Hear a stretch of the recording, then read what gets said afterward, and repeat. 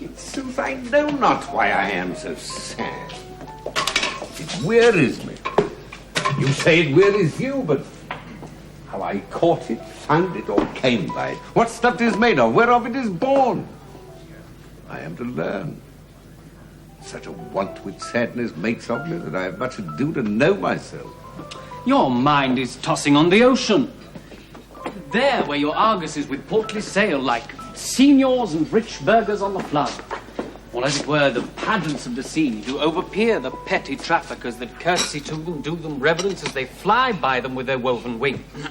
Believe me, sir, had I such ventures forth, the better part of my affections would be with my hopes abroad.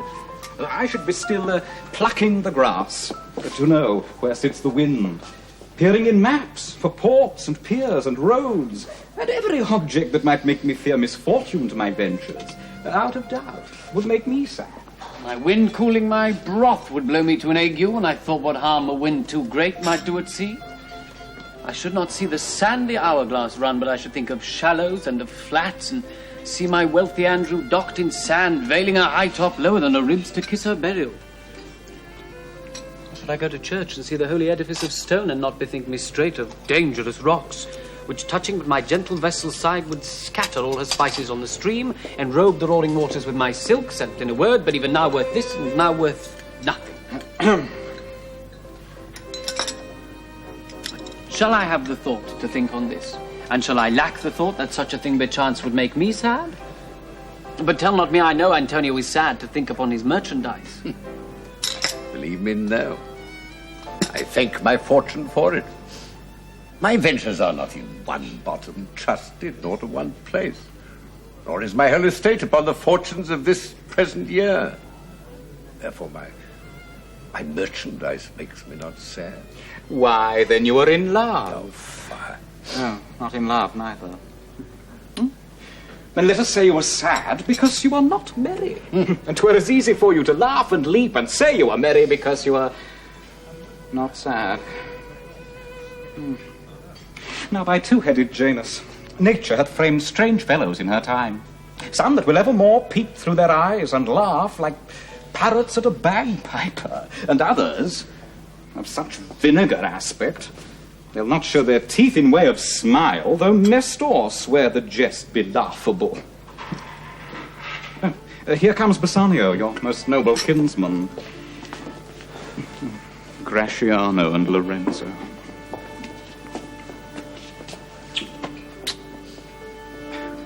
Fare you well. We'll leave you now with better company. I should have stayed till I'd made you merry, if worthier friends had not prevented me. But your worth is very dear in my regard. I take it your own business calls on you, and you embrace the occasion to depart. Good morrow, my good lord. Good signors both, when shall we laugh? Say when. You grow exceeding strange. Must it be so? We'll make our leisures to attend on yours. My lord Bassanio, since you found Antonio, we too will leave you. But at dinner time, I pray you, have in mind where we must meet. I will not fail you. You look not well, Signor Antonio. With too much respect upon the world. They lose it that do buy it with much care. Believe me, you are marvellously changed. I hold the world but as the world, Gratiano. The stage where every man must play a part, and mine a sad one. Well, let me play the fool. With mirth and laughter let old wrinkles come, and let my liver rather heat with wine than my heart cool with mortifying groans.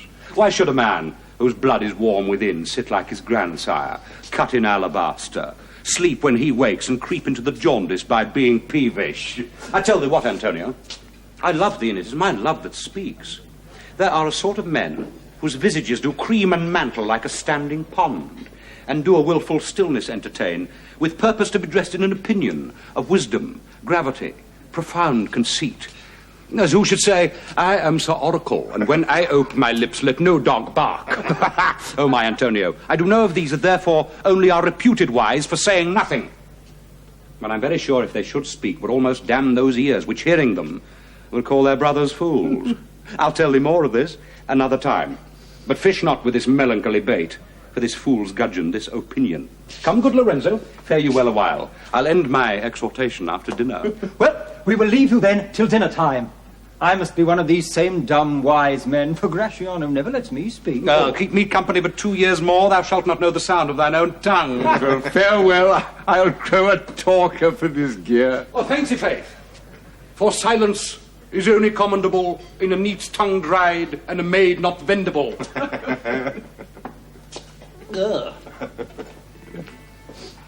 Is that anything now? Oh, Gratiano speaks an infinite deal of nothing more than any man in all Venice. His reasons are as 2 grains of wheat hid in 2 bushels of chaff. You shall seek all day ere you find them, and when you have them, they're not worth the search. Oh. Well, tell me now. What lady is the same to whom you swore a secret pilgrimage that you today promised to tell me of? It is not unknown to you, Antonio, how much I have disabled mine estate by something showing a more swelling port than my faint means would grant continuance. Nor do I now make moan to be abridged from such a noble rate, but my chief care is to come fairly off from those great debts, wherein my time, something too prodigal, hath left me gauged. To you, Antonio, I owe the most in money and in love. And from your love I have a warranty to unburthen all my plots and purposes, how to get clear of all the debts I owe. Well, I pray you, good Bassanio, let me know it. And if it stand as you yourself still do, within the eye of honour, be assured my purse, my person, my extremest means lie all unlocked to your occasions. In my school days, when I had lost one shaft, I shot his fellow of the self-same flight, the self-same way, with more advised watch to find the other 4th. And by adventuring both, I oft found both. I urge this childhood proof, for what follows is pure innocence. I owe you much. And like a willful youth, that which I owe is lost. But if you please to shoot another arrow that self-way, which you did shoot the first, I do not doubt as I shall watch the aim, or to find both, or bring your latter hazard back again, and thankfully rest debtor for the first. You know me well. And herein spend but time to wind about my love with circumstance. And out of doubt you do me now more wrong in making question of my uttermost, than if you had made waste of all I have. Then do but say to me what I should do, that in your knowledge may by me be done. I am pressed unto it.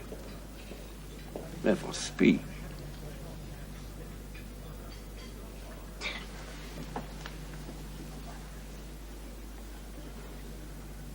In Belmont is a lady, richly left.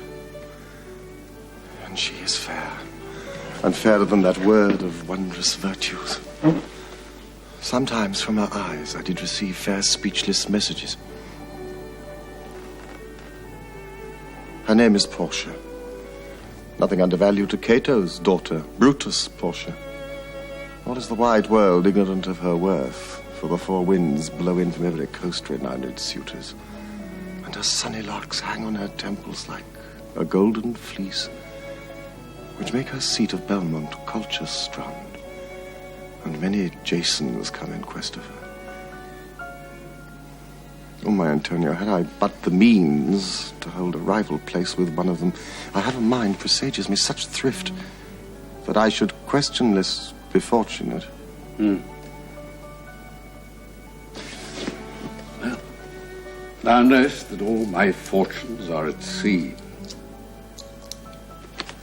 Neither have I money nor commodity to raise a present sum. Therefore, go forth, try what my credit can in Venice do. That shall be racked even to the uttermost to furnish thee to Belmont, to fair Portia. I go presently inquire, and so will I, where money is. And I no question make to have it of my trust or my sake.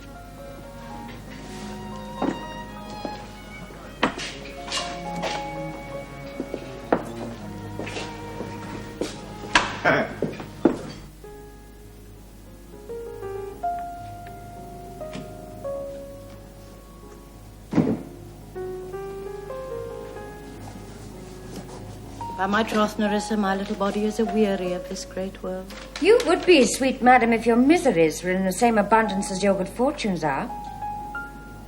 And yet, for aught I see, they are as sick that surfeit with too much as they that starve with nothing. It is no mean happiness, therefore, to be seated in the mean. Superfluity comes sooner by white hairs, but competency lives longer. Good sentences and well pronounced. They would be better if well followed. If to do were as easy as to know what were good to do, chapels had been churches, and poor men's cottages princes' palaces. It is a good divine that follows his own instructions. I can easier teach 20 what were good to be done than be one of the 20 to follow mine own teaching. The brain may devise laws for the blood, but a hot temper leaps o'er a cold decree.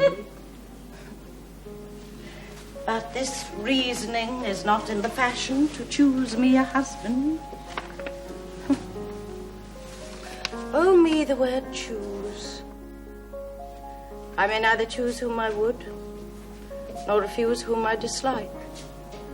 So is the will of a living daughter curbed by the will of a dead father. Is it not hard, Nerissa, that I cannot choose one nor refuse none? Your father was ever virtuous. And holy men at their death have good inspirations.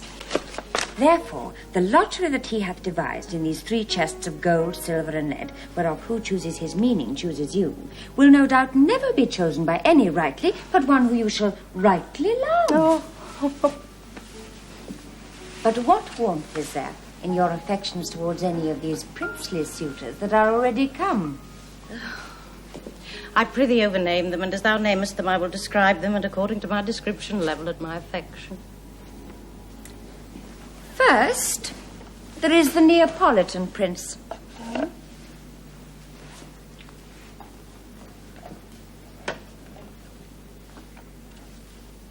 Oh, aye, there's a colt indeed. For he doth nothing but talk of his horse, and he makes it a great appropriation to his own good parts that he can shoe him himself. I'm much afeard my lady his mother played false with a smith. Then there is the County Palatine. No, he doth nothing but frown, as who should say, and you will not have me choose. I'd rather be married to a death's head with a bone in his mouth than to either of these. God defend me from these two. How say you by the French lord, Monsieur Le Bon? God made him, and therefore let him pass for a man. Oh, in truth, I know it is a sin to be a mocker, but he hath a horse better than the Neapolitans, a better bad habit of frowning than the County Palatine. He's every man in no man. If a throstle sing, he falls straight at capering. He will fence with his own shadow. If I should marry him, I should marry 20 husbands. If he would despise me, I would forgive him. For if he loved me to madness, I will never requite him. What say you then to Falconbridge, the young Baron of England? You know I say nothing to him, for he understands not me, nor I him. He hath neither French, Latin, nor Italian, and you will come into the court and swear I have a poor pennyworth. Or the English. He is a proper man's picture. But alas, who can converse with a dumb show? And how oddly he is suited. How like you the young German? The Duke of Saxon, his nephew. Very vilely in the morning when he is sober, and most vilely in the afternoon when he is drunk. When he is best, he is a little worse than a man, and when he is worst, he's little better than a beast. And the worst fall that ever fell, I hope I shall make shift to go without him. If he should offer to choose, and choose the right casket, you should refuse to perform your father's will if you should refuse to accept him. Well, therefore, for fear of the worst, I pray thee, set a deep glass of Rhenish wine on the contrary casket. For if the devil be within and that temptation without, I know he will choose Madam? it. I will do anything, Nerissa, ere I will be married to a sponge. You need not fear, lady, the having any of these lords. They have acquainted me with their determinations, which is indeed to return to their home and to trouble you with no more suit. Unless you may be won by some other sort than your father's imposition, depending on the caskets. If I live to be as old as Sibylla, I will die as chaste as Diana, unless I be obtained by the manner of my father's will. I'm glad this parcel of wooers is so reasonable. For there is not one among them but I dote on his very absence, and I pray God grant them a fair departure. Do you not remember, lady, in your father's time, a young Venetian, a scholar and a soldier that came hither in the company of the Marquis de Montferrat? Yes. Yes, it was Bassanio. As I think, so is he called. True, madam.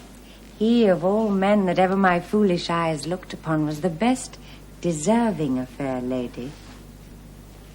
I remember him well, and I remember him worthy of thy praise.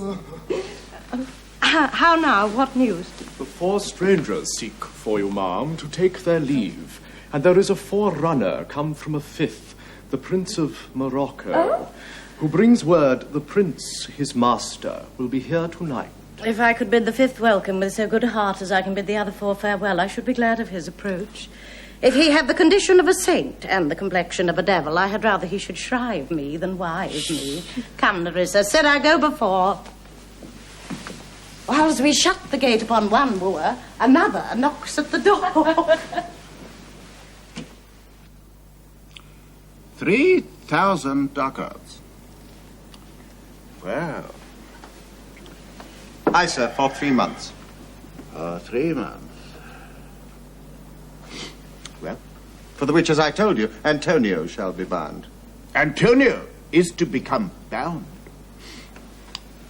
Well. May you state me? Will you pleasure me? Shall I know your answer? 3,000 ducats for 3 months and Antonio bound. Your answer to that. Antonio's a good man. Have you heard an imputation to the contrary? No. My meaning in saying he's a good man is to have you understand me that he is sufficient, yet his means are in supposition. He hath an argosy bound for Tripolis,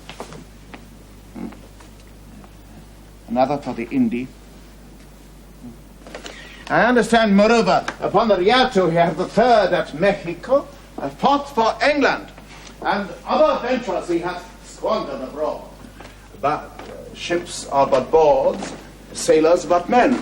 There be land rats and water rats, land thieves and water thieves, pirates.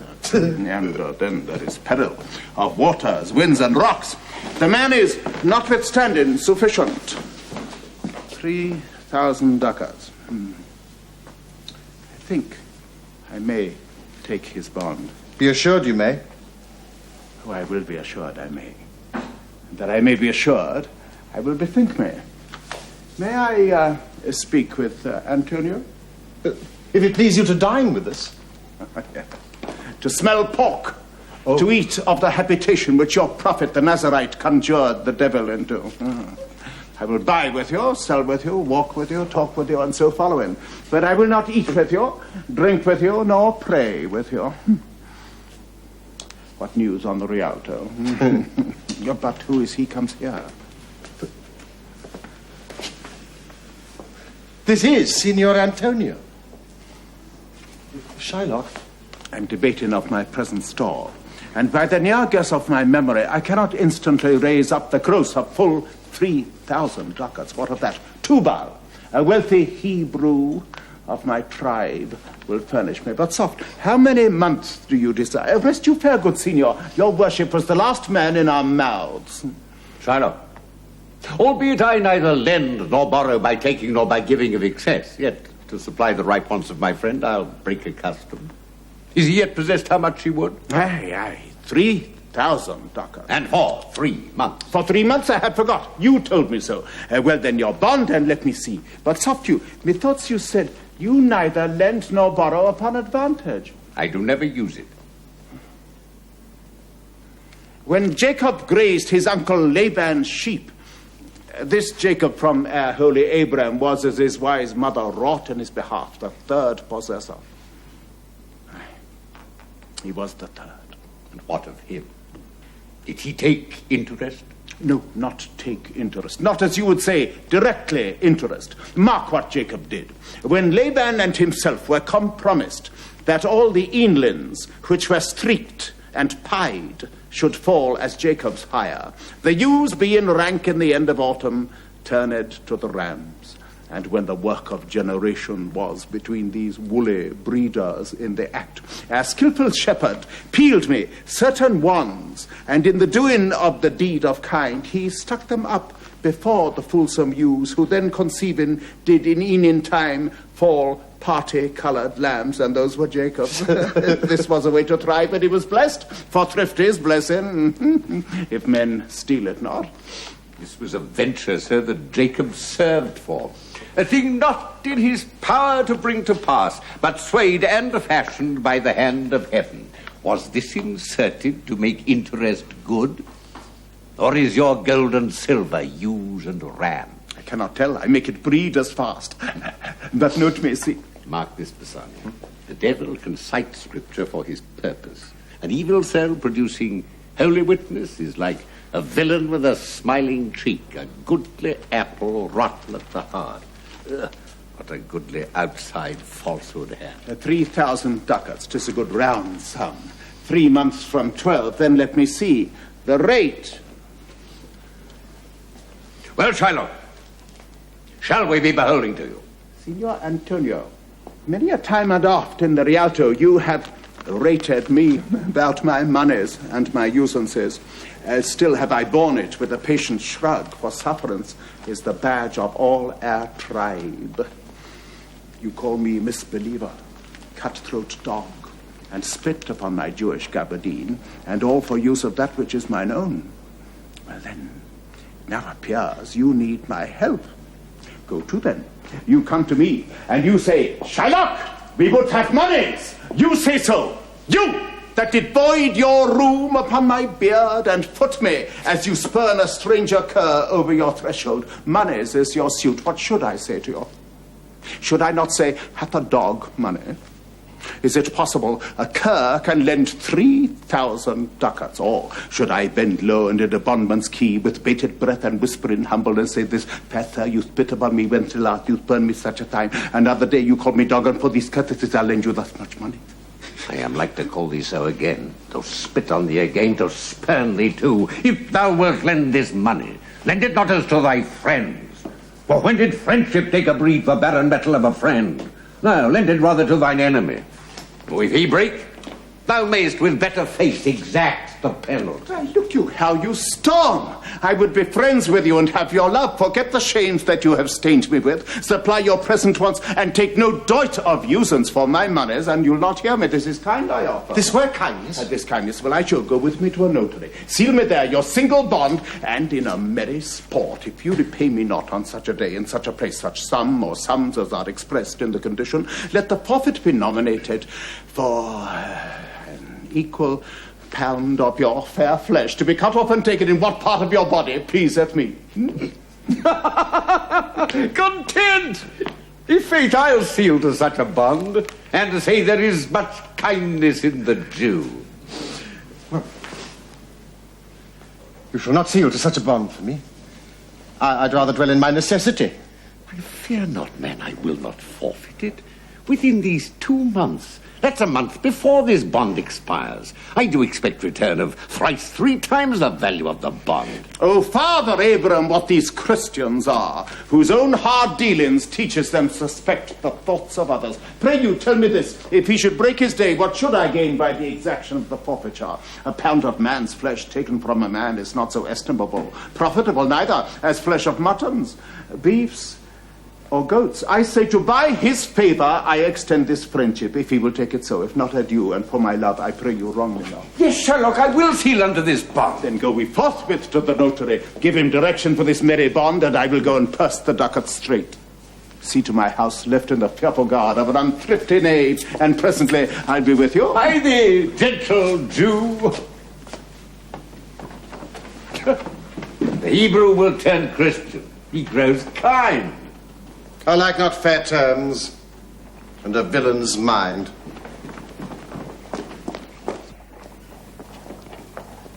Now, come on. In this there can be no dismay. My ships come home a month before the day.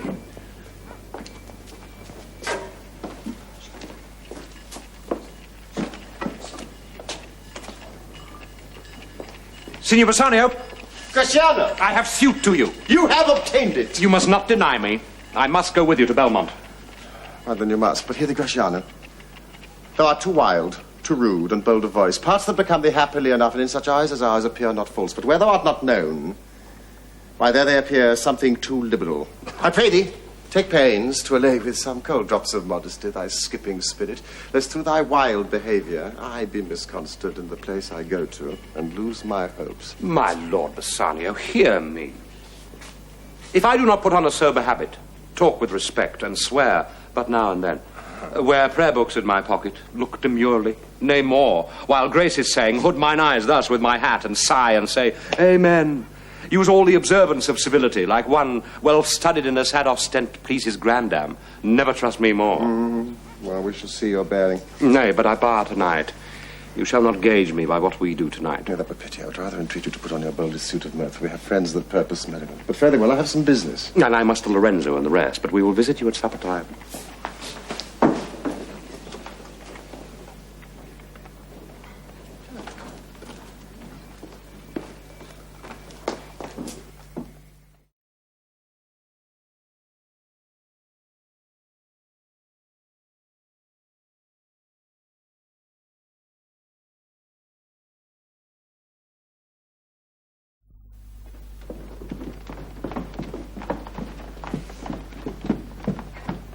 Lancelot, I'm sorry thou would leave my father so. Our house is hell, and thou, a merry devil, didst rob it of some taste of tediousness. But fare thee well. Oh, there is a ducat for thee. And Lancelot, soon at supper thou shalt see Lorenzo, who is thy new master, Lord Bassanio's guest. Give him this letter. Shh. Do it secretly, and so farewell. I would not have my father see me and talk with thee. Adieu. Tears exhibit my tongue. Most beautiful pagan, most sweet Jew, if a Christian do not play the knave and get the arm, much deceive. But adieu. These foolish drops do something drown my manly spirit. Adieu. Farewell, good Lancelot.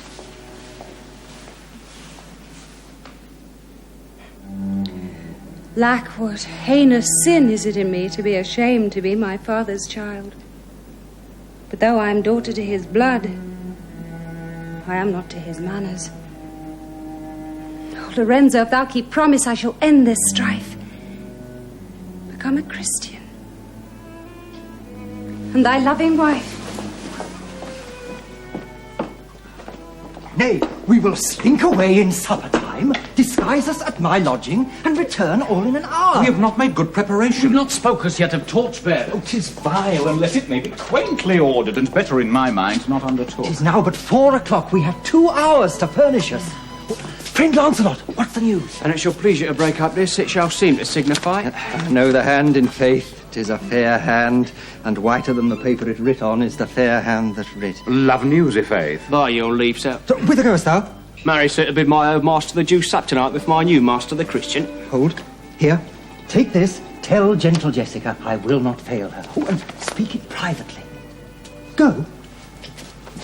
Gentlemen, will you prepare you for this masque tonight? I am provided of a torchbearer. Aye, Mary, I'll be gone about it straight. And so will I. Meet me and Graciano at Graciano's lodgings of our head. 'Tis good we do so. Is not this letter from fair Jessica? Must needs tell thee all. She hath directed how I shall take her from her father's house, what gold and jewels she is furnished with, what page's suit she hath in readiness. If e'er the Jew her father come to heaven, it'll be for his gentle daughter's sake. Come, go with me. Peruse this as thou goest. Fair Jessica shall be my torchbearer. Well, thou shalt see. Thy eyes shall be thy judge. The difference of old Shylock and base Anio. What, Jessica? Thou shalt not gormandize as thou hast done with me. What, Jessica? And sleep and snore and rend apparel out. Why, Jessica, I say! Why, Jessica! Who did bid thee call? I did not bid thee call. Well, your worship was wont to tell me I could do nothing without bidding. Call you? I What is your will? bid forth to supper, Jessica. Here are my keys. Yet wherefore should I go? Not bid for love. They flatter me. But yet I'll go in hate and feed upon the prodigal Christian. Jessica, my girl, look to my house. I'm right loath to go. There is some ill a-brewing towards my rest, for I did dream of money bags tonight. I beseech you, Sir Guy, my young master doth expect your reproach. So do I hear. And they have conspired together. I will not say you shall see a mask. But if you do, then it was not for nothing. My nose fell a-breeding on Black Monday last at 6 o'clock in the morning. Fall out the year last Wednesday. It was 4 in the afternoon. Are the masks? Here you be, Jessica. Lock up my doors. And when you hear the drum and the bile squealing at the wry-necked fife, clamber you not out to the casements then, nor thrust your head into the public streets to gaze on Christian fools with varnished faces, but stop my house's ears. I mean my casements. Let not the sound of shallow foppery enter my sober house. By Jacob's staff, I swear, I have no mind of feasting forth tonight. Yet I will go. Go you before, sirrah, say I will. I will go before, sir. Mistress, look out that window for all this. There will come a Christian by who will be worth a Jewess eye.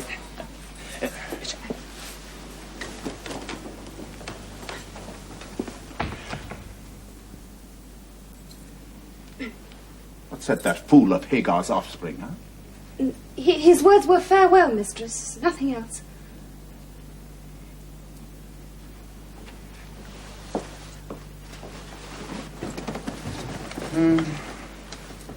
The patch is kind enough, but a huge feeder. Snail's slow in profit, and he sleeps by day more than the wildcat. Drones hive not with me, and therefore I part with him. And part with him to one that I would have him help to waste his borrowed purse. Jessica, go in. Perhaps I will return immediately. Do as I bid you. Shut doors after you. Fast find. Proverb never stale in thrifty mind. Farewell. And if my fortune be not crossed, I have a father, you a daughter, lost.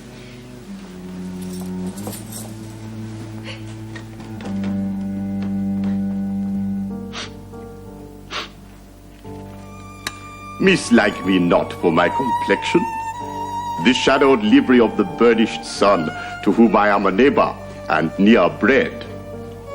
Bring me the fairest creature northward born, where Phoebus' fire scarce thaws the icicles, and let us make incision for your love, to prove whose blood is reddest, his or mine.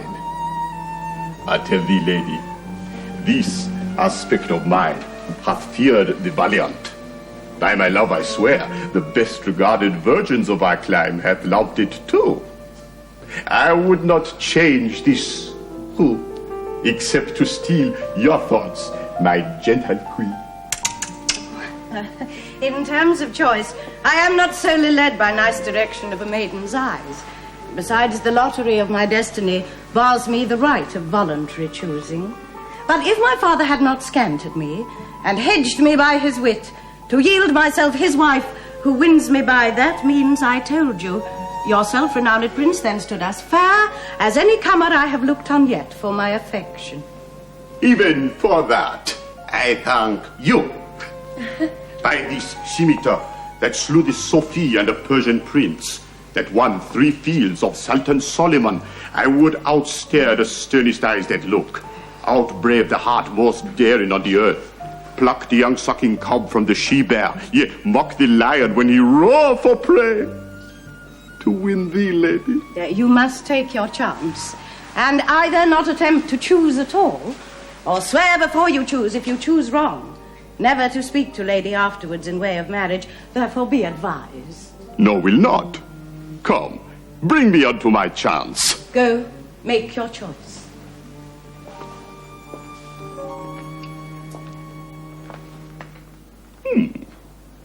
The first of gold, which this inscription bear.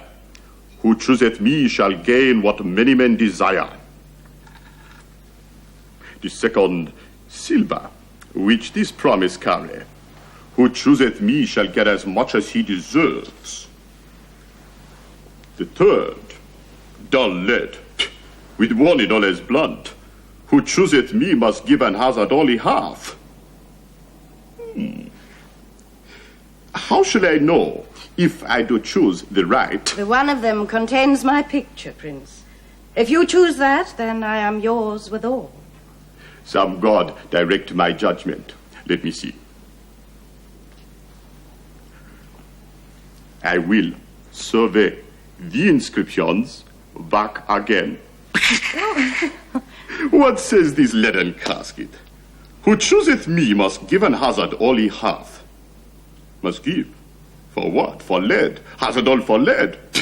This casket threatens. Men that hazard all do it in hope of fair advantages. A golden mind stoops not to shows or dross. Therefore, I'll give nor hazard aught for lead. Silver. Silver.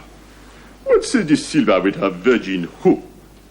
Who chooseth me shall get as much as he deserves. As much as he deserves. Pause there, Morocco, and weigh thy value with an even hand. If thou beest rated by thy estimation, thou dost deserve enough. And yet enough may not extend so far as to the lady. And yet to be afeard of my deserving were but a weak discipline of myself.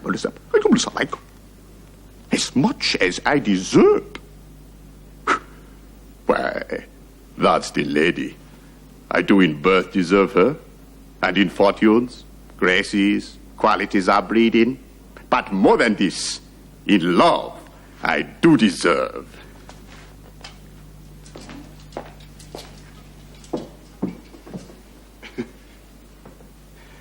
What if I strayed no further, but chose here? Let's see once more this scene graved in gold. Who chooseth me shall gain what many men desire. Why, that's the lady. Deliver me the key. Here do I choose and thrive by as I may. There, take it, Prince. And if my form lie there, then I am yours. Oh, hell. What have we here? A carrion death, within whose empty eye there is a written scroll. I read the writing. All that glisters is not gold. Often have you heard that told. Gilded tombs to worms enfold. Fare you well, your suit is cold. Cold indeed, and labour lost. Then farewell heat and welcome frost. Portia, adieu. I have too grieved a heart to take a tedious leave. Thus losers part. A gentle riddance. Go. Let all of his complexion choose me so.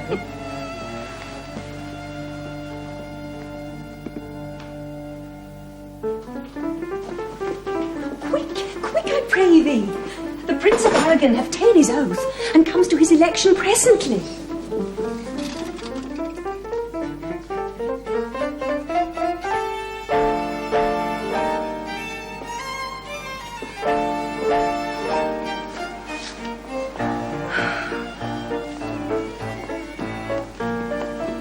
Behold, there stand the caskets, noble Prince. If you choose that wherein I am contained, straight shall our nuptial rites be solemnized. But if you fail, without more speech, my lord, you must be gone from hence immediately. I am enjoined by oath to observe 3 things. First, To these injunctions everyone doth swear that comes to hazard for my worthless self. and so have I addressed me. Fortune now to my heart's hope.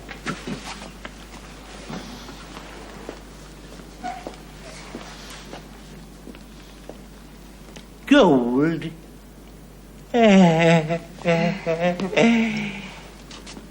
Silver. And base lead.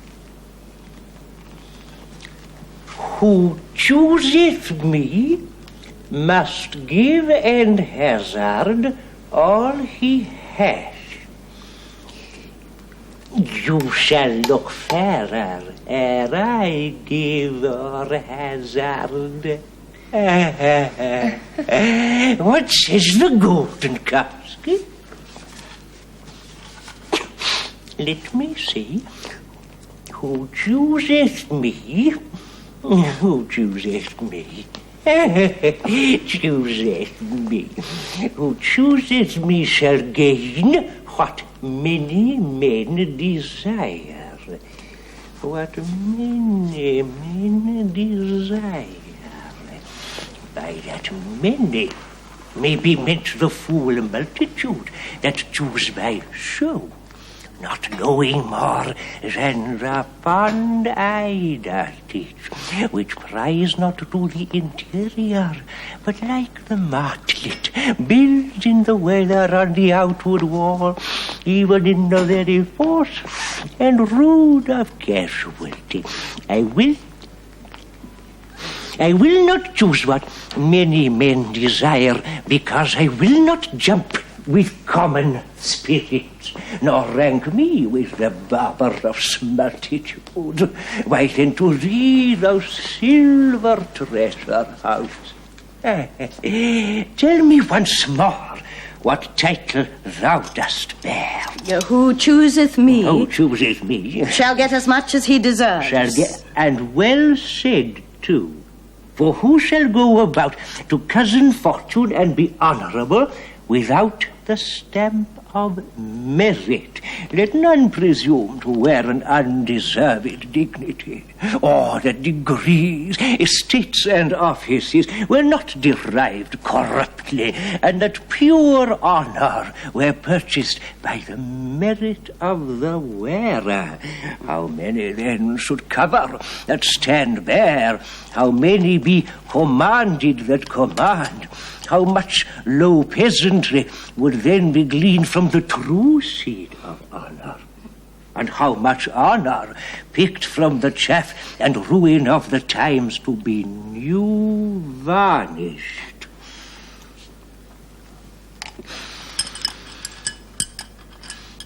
But to my choice. Who chooseth me?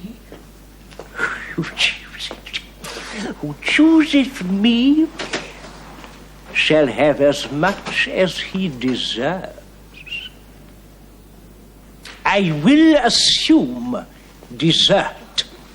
Give me the key for this, and instantly unlock my fortunes here. What's this?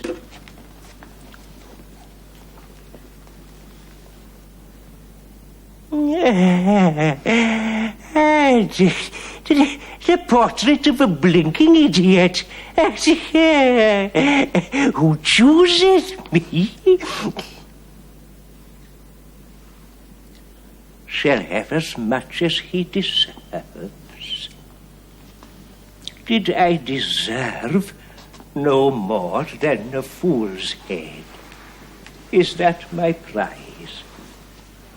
Are my deserts no better? To offend and judge are distinct offices, and of opposed natures. With one fool's head I came to woo, but I go away with two. Sweet adieu. I'll keep my oath, patiently to bear my wrath.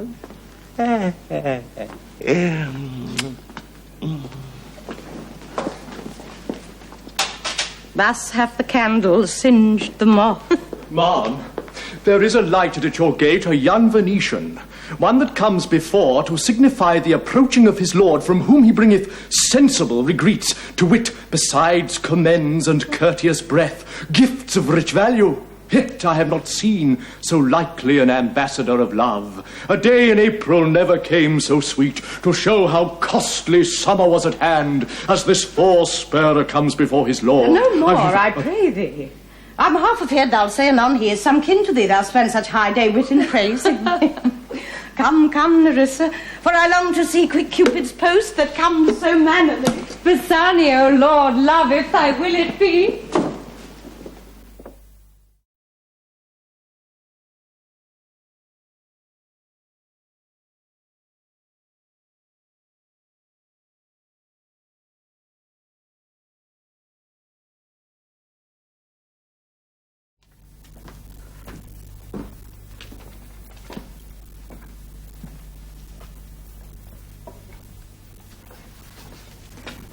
Now, what news on the Rialto? Why, yet it lives there unchecked that Antonio hath a ship of rich lading wrecked on the narrow seas. The, Goodwins? I think they call the place. A very dangerous flat and fatal where the carcasses of many a tall ship lie buried. As they say, if my gossip report be an honest woman of her word. I would she were as lying a gossip in that as ever napped ginger, or made her neighbours believe she wept for the death of a third husband. But it is true, without any slips of prolixity or crossing the plain highway of talk, that the good Antonio, the honest Antonio, oh, that I had a title good enough to keep his name company. Come. What says that? The full stop. Why, the end is, he hath lost a ship. I would it might prove the end of his losses. Let me say amen betimes, lest the devil cross my prayer, for here he comes in the likeness of a Jew. How now, Shylock? What news among the merchants?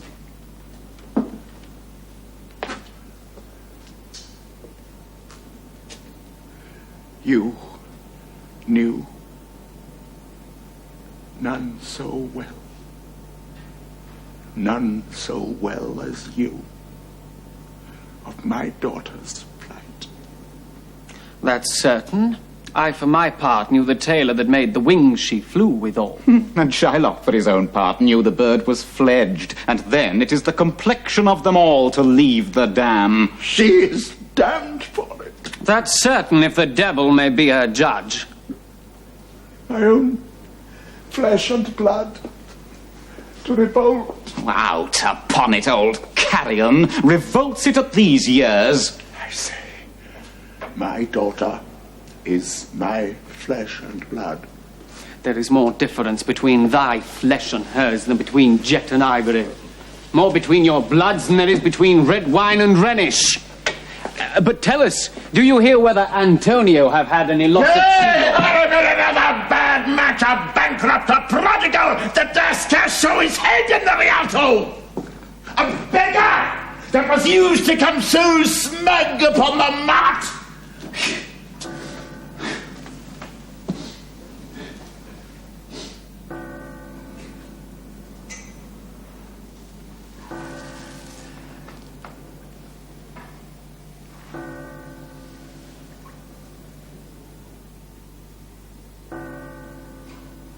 Let him look to his bond. He was wont to call me usurer. Let him look to his bond. He was used to lend out monies for Christian courtesy. Let him look to his bond. I'm sure if he forfeit, thou wilt not take his flesh. What's that good for? To bait fish withal.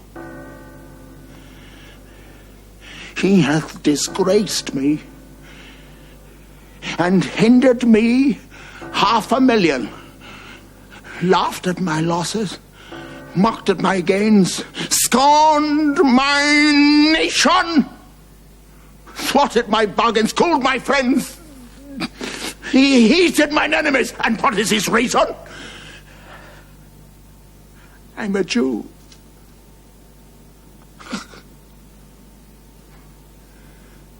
That's not a Jew.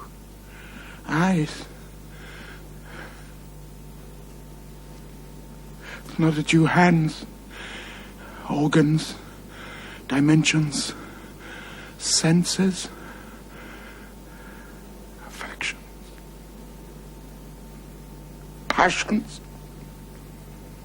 If you prick us, do we not bleed? tickle us? Do we not laugh? If you poison us, do we not die? And if you wrong us, shall we not revenge? If we are like you in the rest, we will resemble you in that. If a Jew wrong a Christian, what is his humility? Why? Revenge. If a Christian wrong a Jew, what should his sufferance be? By Christian example. Why?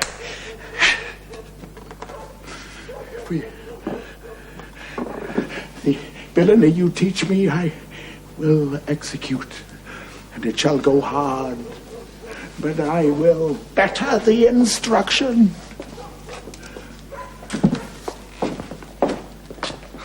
Gentlemen, my master Antonio is at his house and desires to speak with you both. We have been up and down to seek him. Oh, here comes another of the tribe. A third cannot be matched unless the devil himself turn Jew.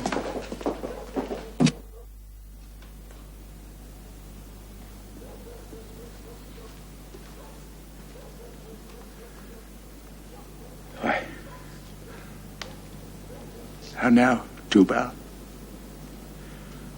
What news from Genoa? Hast thou found my daughter? I often came where I did hear of her, but cannot find her. Quiet. There.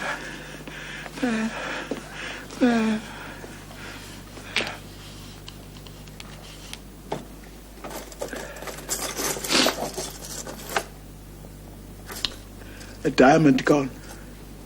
Cost me 2,000 ducats in Frankfurt. The curse never fell upon our nation till now.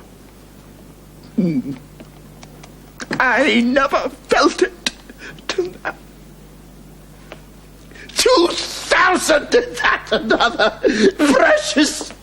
precious jewels! I want my daughter were dead at my foot, and the jewels in her ear. I would she were hers at my foot, and the duchess in her coffin. No news of them. I know not what's lost in the search. Why, thou loss upon loss. The thief gone with so much to find the thief, and no satisfaction, no revenge, no ill luck stirring. But what lights on my shoulders? No sighs but of my breathing, no tears but my shedding. Yes, other men have ill luck too. Antonio, as I heard in Genoa. What? Ill luck? Hath an argosy cast away coming from Tripolis. Thank God! Thank God! Is it true? I spoke with some of the sailors that escaped the wreck. Thank thee, good Tubal. Good news, good news.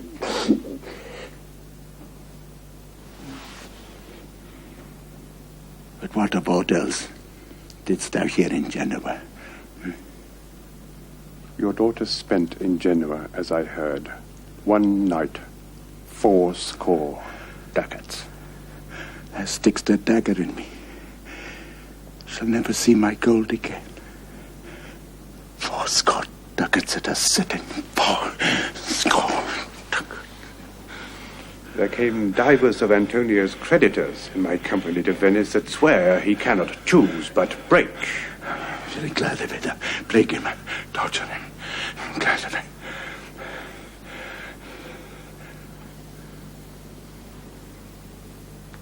One of them showed me a ring that he had of your daughter. For a monkey?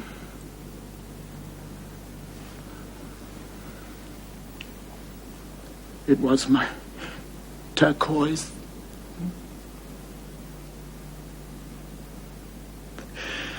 I had it of Leah when I was a bachelor.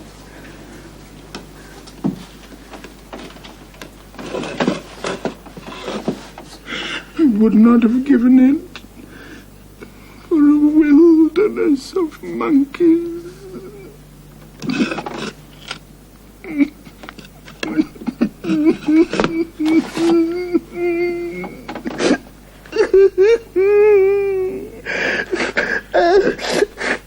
But Antonio is is certainly undone. That's true. That's very true.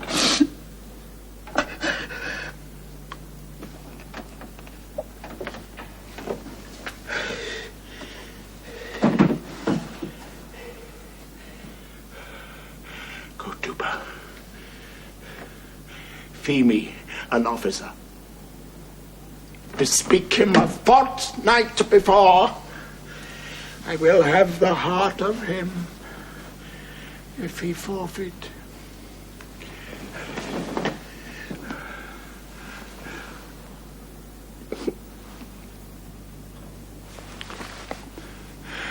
Go, Tuba. Meet me at our synagogue. Go, Tuba. At our synagogue. Tuba.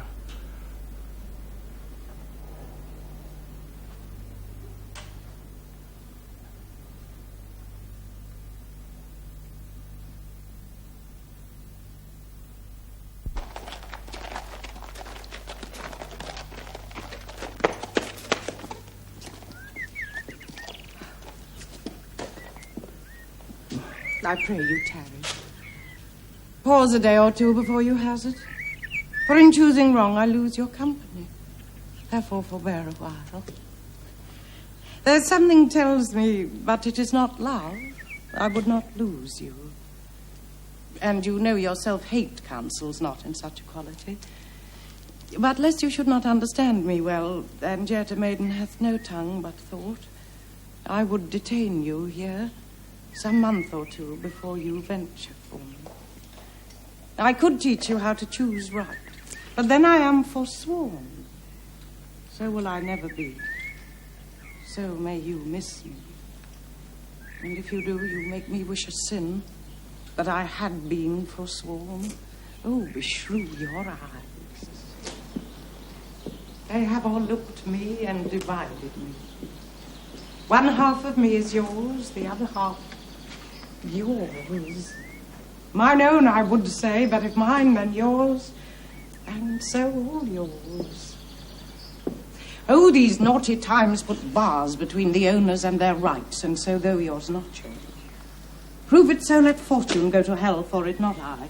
I speak too long. But 'tis to please the time, to eke it and to draw it out in length, to stay you from election. Let me choose. For as I am, I live upon the rack. Upon the rack, Bassanio. Then confess what treason there is mingled with your love. None but that ugly treason of mistrust, which makes me fear the enjoying of my love. There may as well be amity and life between snow and fire, this treason and my love.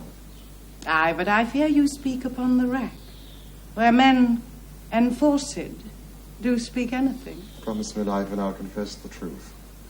Well, then, confess and live. Confess and love had been the very sun of my confession. Happy torment, when my torturer doth teach me answers for deliverance. But let me to my fortune and the caskets. Away, then. I am locked in one of them. If you do love me, you will find me out.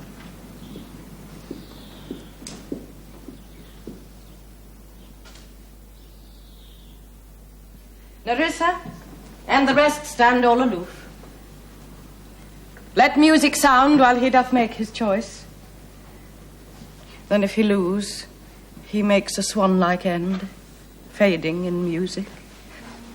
That the comparison may stand more proper, my eye shall be the stream and watery deathbed for him. He may win, and what is music then? Then music is even as the flourish when true subjects bow to a new crowned monarch.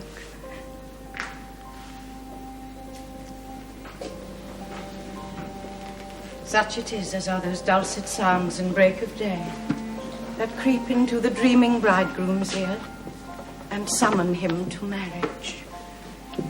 Go, Hercules. Live thou, I live. With much, much more dismay I view the fight than thou that makest the fray.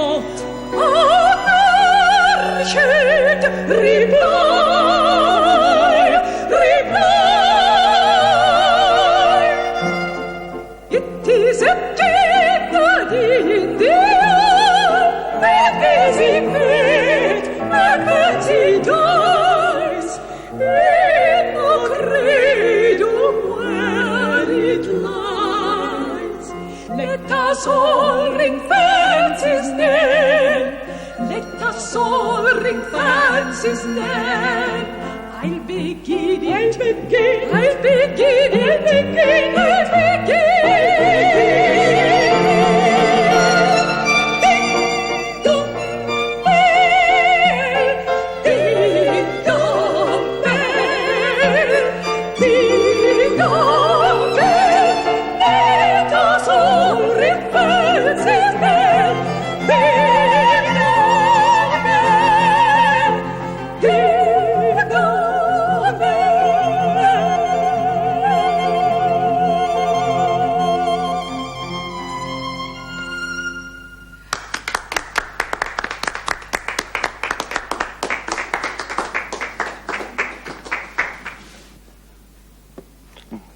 The world is still deceived with ornament.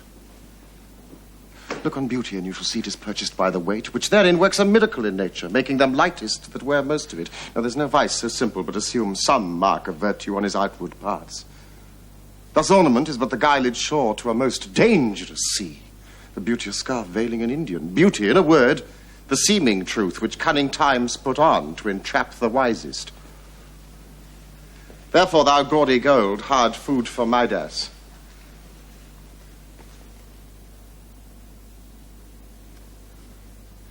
I will none of thee.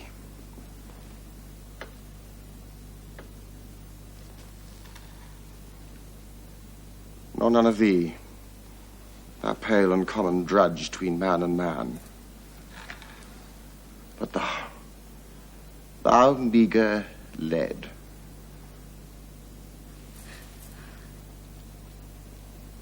Which rather threatenest than dost promise aught.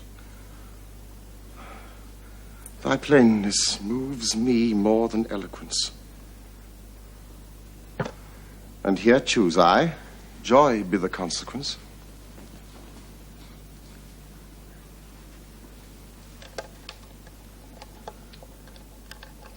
What find I here?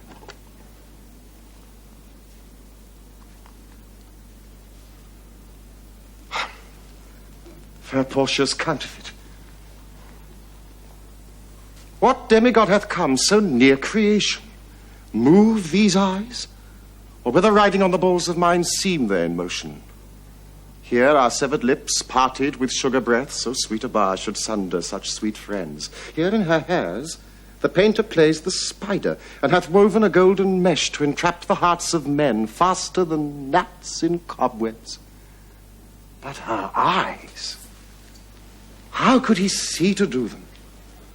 Having made one, methinks it should have power to steal both his and leave itself unfurnished. Here is the scroll of the summary and continent of my fortune. You that choose not by the view, chance as fair and choose as true. Since this fortune falls to you, be content and seek no new. If you be well pleased with this and hold your fortune for your bliss, turn you where your lady is and claim her with a loving kiss.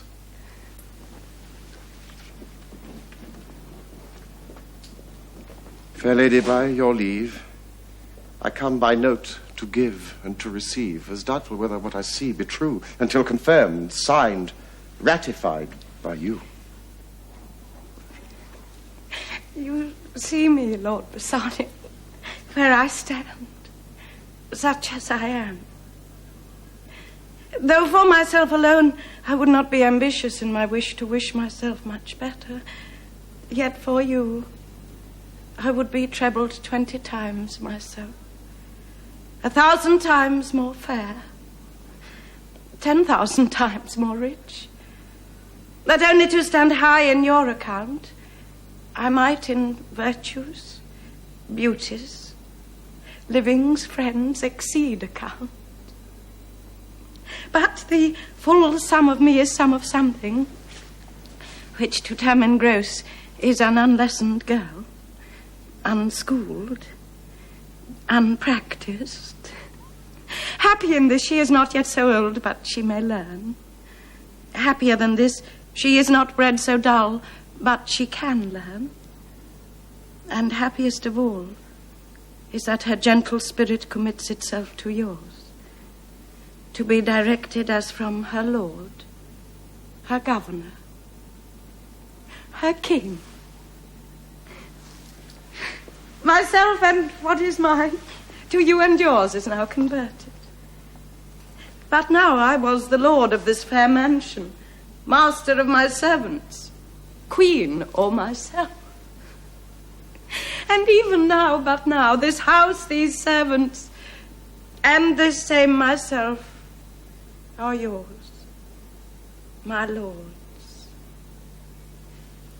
I give them with this ring, which when you part from, lose, or give away, let it presage the ruin of your love, and be my vantage to exclaim on you.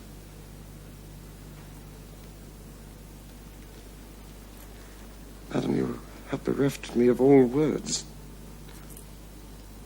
And my blood speaks to you in my veins. There is such confusion in my powers, expressed and not expressed.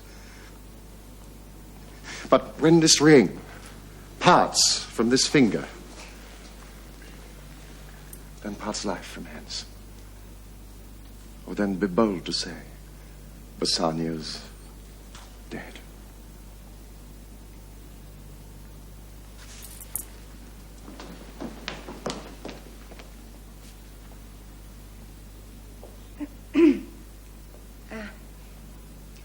My lord and lady, it is now our time that have stood by and seen our wishes prosper to cry good joy, my lord and lady. My Lord Bassanio and my gentle lady, I wish you all the joy that you can wish, for I'm sure you can wish none from me. And when your honours mean to solemnize the bargain of your faith, I do beseech you, even at that time, I may be married too. With all my heart, so thou canst get a wife. Thank you, lordship, you've got me one. My eyes, my lord, can look as swift as yours. You saw the mistress, I beheld the maid. You loved, I loved. For intermission no more pertains to me, my lord, than you. Your fortune stood upon the caskets there, and so did mine too, as the matter falls. For swearing till my very roof was dry with oaths of love, at last, if promise last, I got a promise of this fair one here, to have her love, provided your fortune achieved her mistress. Is this true, Nerissa? Madam, it is. So you stand pleased withal. And do you, Graciano, mean good faith? Oh, yes, faith, my lord. A feast shall be much honoured by your marriage. We'll play them the first boy for 1,000 ducats. Stake down. Oh, no, we shall ne'er win at that sport and stake down. What, who comes here? Lorenzo and his infidel.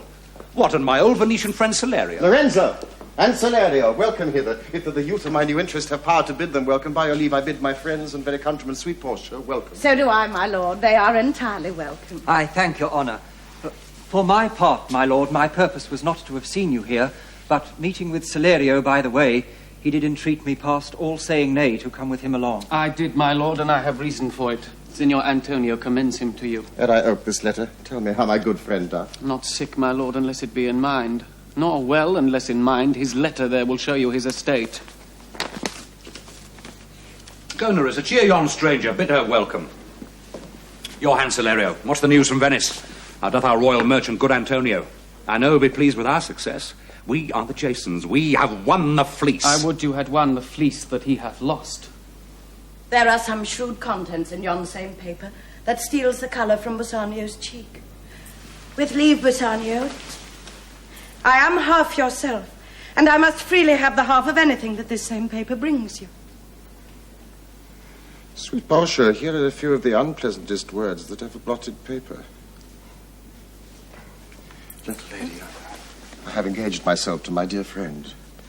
Engaged my friend to his mere enemy, to feed my means. It is a letter, lady. The paper is the body of my friend, and every word in it a gaping wound issuing life's blood. But is it true? Salerio, hath all his ventures failed? What, not one hit? From Tripolis, Mexico, and England, from Lisbon, Barbary, and India, and not one vessel escaped the dreadful touch of merchant marring rocks. Not one, my lord. Besides, it should appear if he had the present money to discharge the Jew, he would not take it. Never did I know a creature that did bear the shape of man so keen and greedy to confound a man. He plies the Duke at morning and at night, and doth impeach the freedom of the state if they deny him justice. 20 merchants, the Duke himself, and the magnificos of greatest port have all persuaded with him.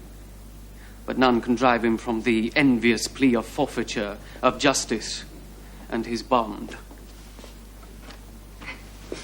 When I was with him, I have heard him swear to Tubal and to Chus, his countrymen, that he would rather have Antonio's flesh than 20 times the value of the sum that he did owe him. And I know, my lord, if law, authority, and power deny not, it will go hard with poor Antonio. Is it your dear friend that is thus in trouble? The dearest friend to me, the kindest man, the best conditioned and unwearied spirit in doing courtesies, one in whom the ancient Roman honour doth more appear than any that draws breath in Italy. What sum owes he the Jew? For me, 3,000 ducats. What, no more? Pay him 6,000 and deface the bond. Double 6,000 and then treble that before a friend of this description shall lose a hair thorough Bassanio's fault. First go with me to church and call me wife, and then away to Venice to your friend. For never shall you lie by Portia's side with an unquiet soul. You shall have gold to pay the petty debt 20 times over. And when it is paid, bring your true friend along. My maid Nerissa and myself, meantime, will live as maids and widows. Come, away. For you shall hence upon your wedding day. Bid your friends welcome. Show a merry cheer. Since you are dear bought, I will love you, dear.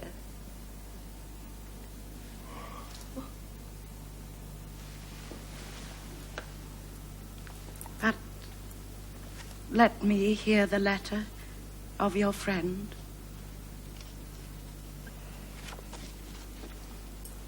Sweet Bassanio, my ships have all miscarried, my creditors grow cruel, my estate is very low, my bond to the Jew is forfeit, and since in paying it is impossible I should live, all debts are cleared between you and I, if I might but see you at my death. Jada, look to him. Tell me not of mercy. This is the fool that lent out money greatest. Jailer, look to him. Oh, hear me yet, good Shylock. I have my bond. Speak not against my bond. I have sworn an oath that I will have my bond. Thou callst me dog before thou hadst a cause, but since I am a dog, beware my fangs. The Duke shall grant me justice. I do wonder, thou naughty jailer, that thou art so fond to come abroad with him at his request. I pray thee hear me speak. I have my bond. I will not hear thee speak. I have my bond, and therefore speak no more. I'll not be made a soft, dull-eyed fool to shake the head, relent and sigh, and yield to Christian intercessors. Follow not. I'll have no speaking. I will have my bond.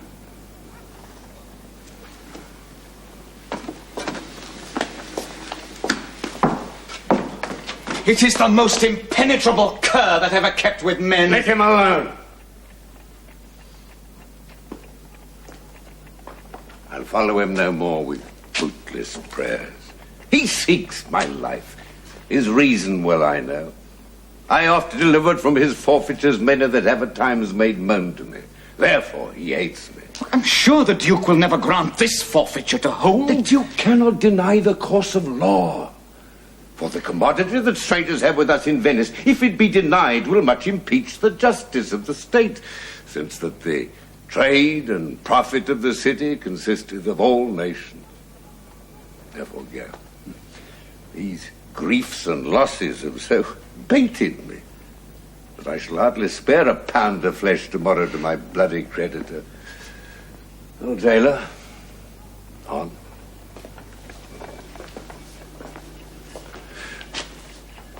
Pray God Bassanio come. Do see me pay my debt. And then I care not.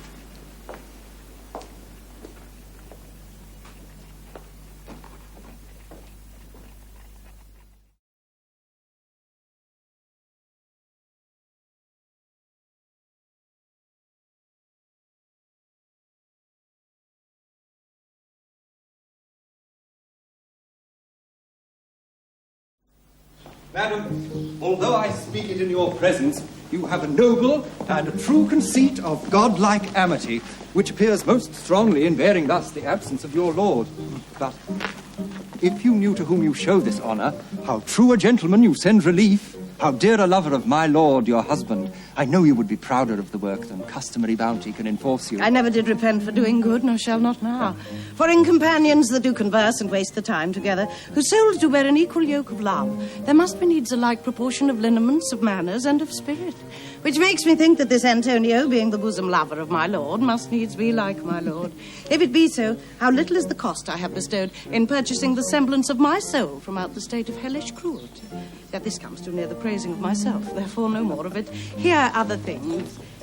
Lorenzo, I commit into your hands the husbandry and manage of my house until my lord's return. For mine own part, I have toward heaven breathed a secret vow, to live in prayer and contemplation, only attended by Nerissa, here, until her husband and my lord's return. There is a monastery 2 miles off, and there we will abide. I do desire you not to deny this imposition, the which my love and some necessity now lays upon you. Madam, with all my heart, I shall obey you in all fair commands. Now, my people do already know my mind, and will acknowledge you and... Jessica, in place of Lord Bassano and myself. So fare you well till we shall meet again. Fair thoughts and happy hours attend on you. I wish your ladyship all heart's content. Thank you for your wish, and I'm well pleased to wish it back on you. Fare you well. Jessica.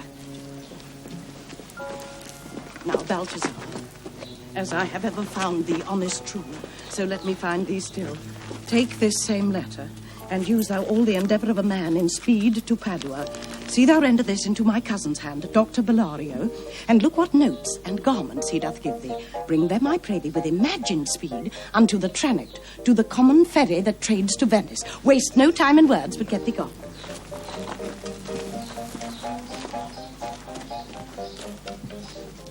I shall be there before thee. Madam, I go with all convenient speed. Come on, Nerissa, for I have work in hand that you yet know not of. We'll see our husbands before they think of us. What? Therefore, haste away, for we must measure 20 miles today.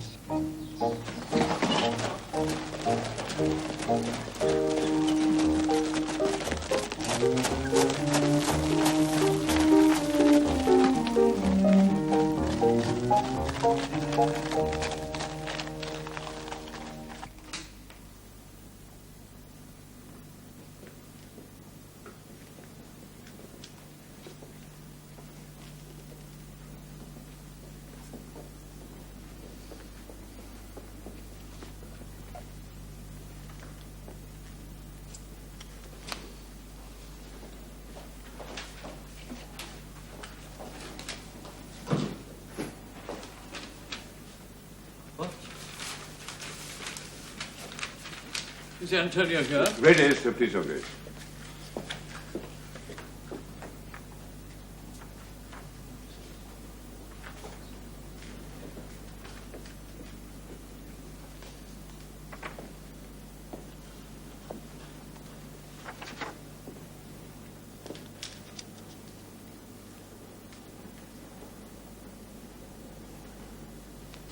I'm sorry for thee.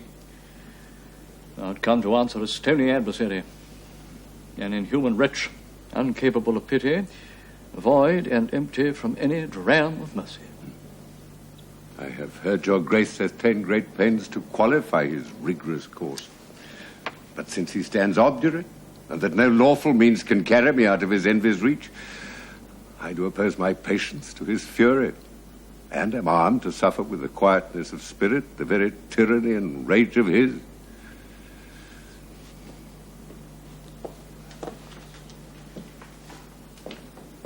Go one and call the Jew into the court. He is ready at the door. He comes, my lord. Make room and let him stand before our face.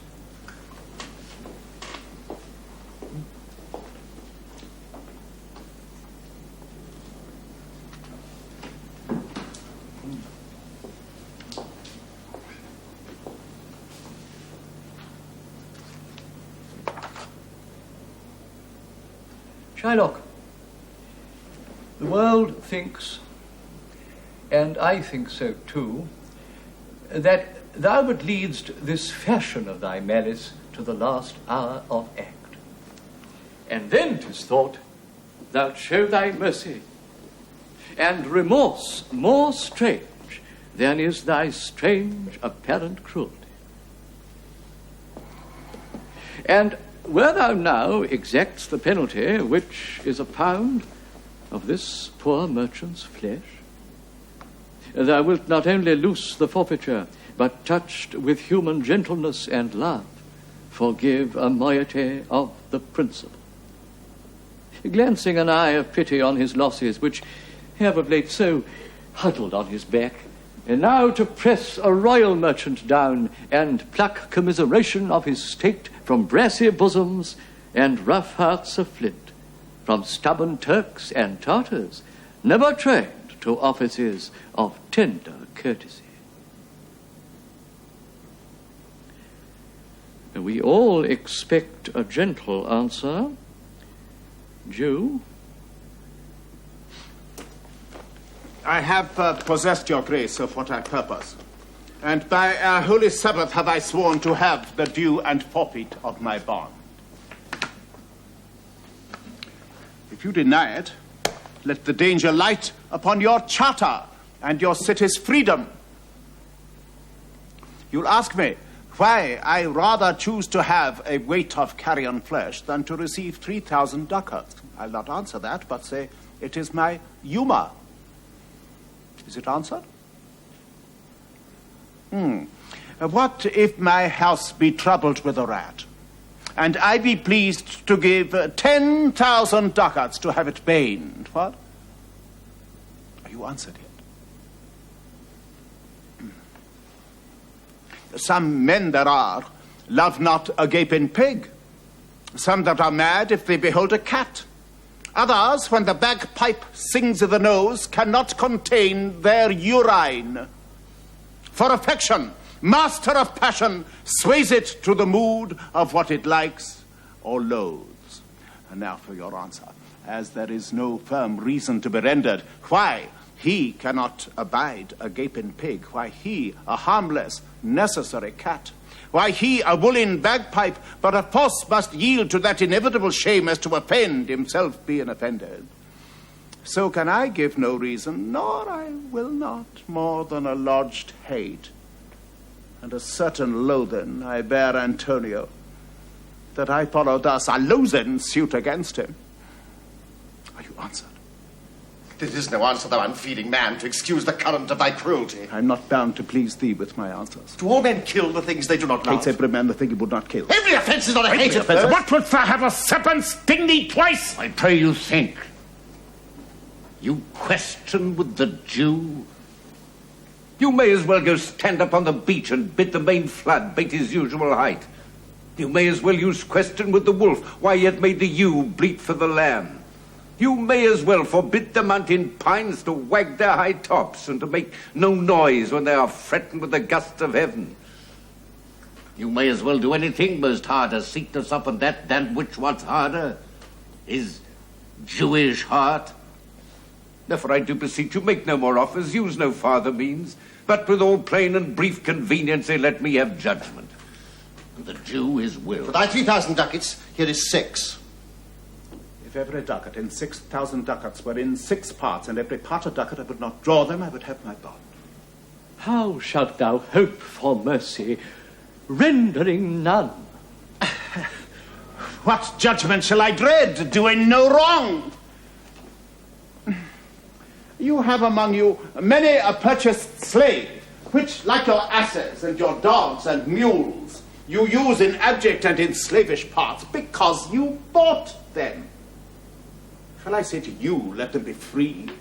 Marry them to your heirs? Why sweat they under burthens? Let their beds be made as soft as yours, and let their palates be seasoned with such viands. You will answer, oh!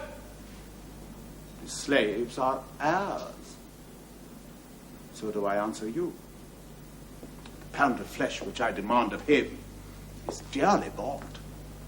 It's mine, and I will have it. If you deny it, fie upon your law. There is no force in the decrees of Venice. I stand here for judgment. Answer, shall I have it? Upon my part, I may dismiss this court, unless Bellario, a learned doctor whom I have sent for to determine this, come here today. My lord, there stays without a messenger with letters from the doctor, and you come from Padua. Bring us the letters. Call in the messenger.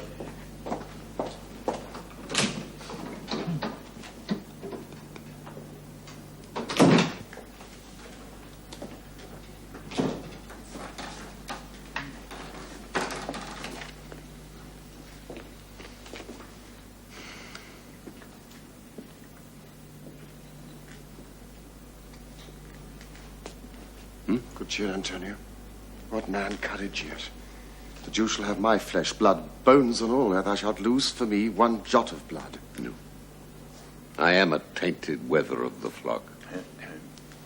Meat is for death. The weakest kind of fruit drops earliest to the ground, and so let me. You cannot better be employed, Bassanio, than to live still and write mine epitaph.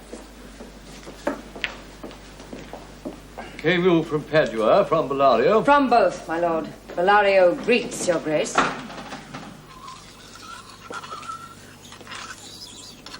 Why dost thou whet thy knife so earnestly? To cut the forfeiture from that bankrupt there. Thou makes thy knife keen, but no metal can. No, not the hangman's axe bear half the keenness of thy sharp envy. Can no prayers pierce thee? No, none that thou hast wit enough to make. Oh, be thou damned, inexorable dog! And for thy life let justice be accused. Thou almost makes me waver in my faith to hold opinion with Pythagoras that souls of animals infuse themselves into the trunks of men. Thy currish spirit governed a wolf, who, hanged for human slaughter, even from the gallows did his fell soul fleet, and whilst thou layest in thy unhallowed dam, infused itself in thee. For thy desires are wolfish, bloody, starved and ravenous. Till thou canst rail the seal from off my bond, thou but offend'st thy lungs to speak so loud. Repair thy wit, good youth, or it will fall to cureless ruin. I stand here for law. This letter from Bellario doth commend a young and learned doctor to our court. Where is he? He attendeth here hard by to know your answer, whether you'll admit him. Oh, with all my heart. Some 3 or 4 of you go give him courteous conduct in this place. Meantime, the court shall hear Bellario's letter. Your Grace shall understand that at the receipt of your letter I am very sick. But in the instant that your messenger came, in loving visitation was with me a young doctor of Rome. His name is Balthazar. I acquainted him with the cause and controversy between the Jew and Antonio the merchant. We turned our many books together. He is furnished with my opinion, which, bettered with his own learning, the greatness whereof I cannot enough commend, as it comes with him at my importunity to fill up your Grace's request in my stead. I beseech you, let his lack of years be no impediment to let him lack a reverent estimation, for I never knew so young a body. With so old a head. I leave him to your gracious acceptance, whose trial shall better publish his commendation. Here, the learned Bellario, what he writes. And here, I take it, is the doctor come. Give me your hand. Came you from old Bellario? I did, my lord. You are welcome. Yes. Take your place.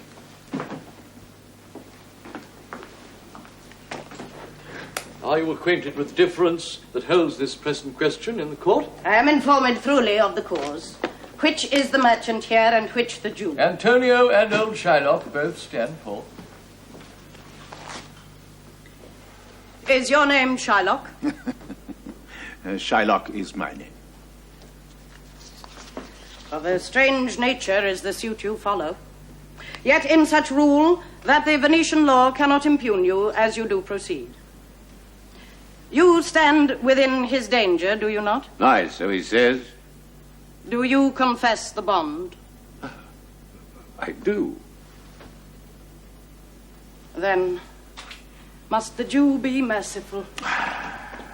On what compulsion must I? Tell me that.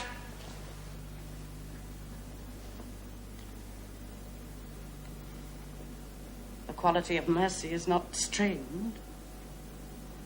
It droppeth as the gentle rain from heaven upon the place beneath. It is twice blessed. It blesseth him that gives and him that takes. 'Tis mightiest in the mightiest.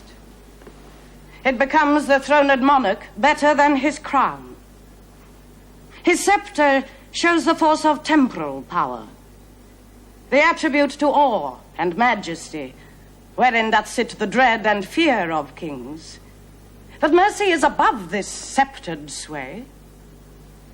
It is enthroned in the hearts of kings. It is an attribute to God himself. And earthly power doth then show likest gods, when mercy seasons justice. Therefore, Jew, though justice be thy plea, consider this, that in the course of justice none of us should see salvation. We do pray for mercy, and that same prayer doth teach us all to render the deeds of mercy.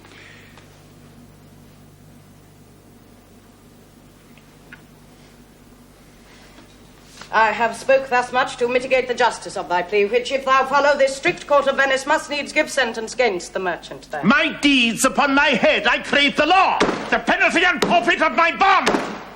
Is he not able to discharge the money? Yes, here I tender it for him in the court, yea, thrice that sum.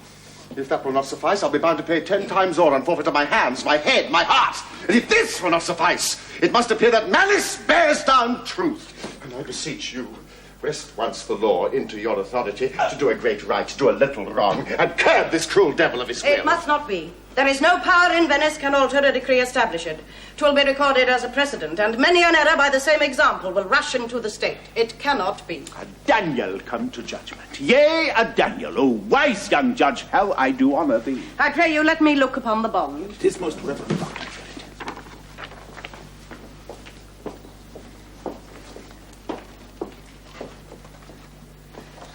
Shylock, there's thrice thy money offered thee. An oath. An oath. I have an oath in heaven. Shall I lay perjury upon my soul? No, not from Venice. By this bond is forfeit. And lawfully by this, the Jew may claim a pound of flesh to be by him cut off, nearest the merchant's heart. Oh, noble judge, oh, excellent young man. Be merciful. Take thrice thy money.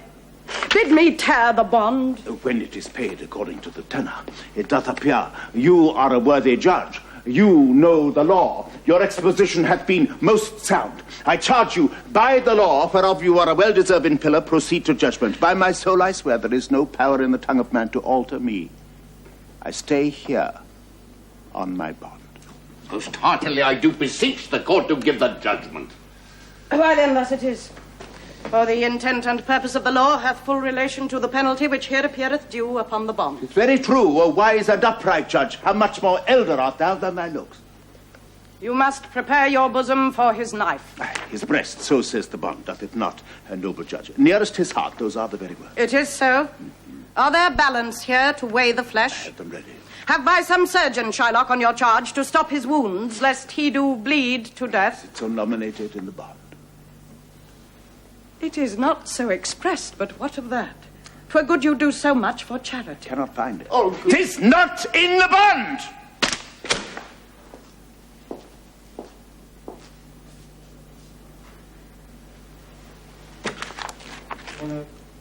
You, merchant, have you anything to say? But little. I am armed and well prepared. Give me your hand, Bassanio. There you are. Oh, now grieve not that I am fallen to this for you. For herein fortune shows herself more kind than is her custom. It is still her use to let the wretched man outlive his wealth, to view with hollow eye and wrinkled brow an age of poverty, from which lingering penance of such misery doth she cut me off. No, repent but you that you shall lose your friend. And he repents not that he pays your debt.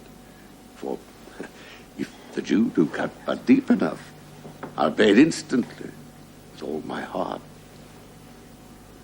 Commend me to your honourable wife. Tell her the process of Antonio's end. Say how I loved you. Speak me fair in death.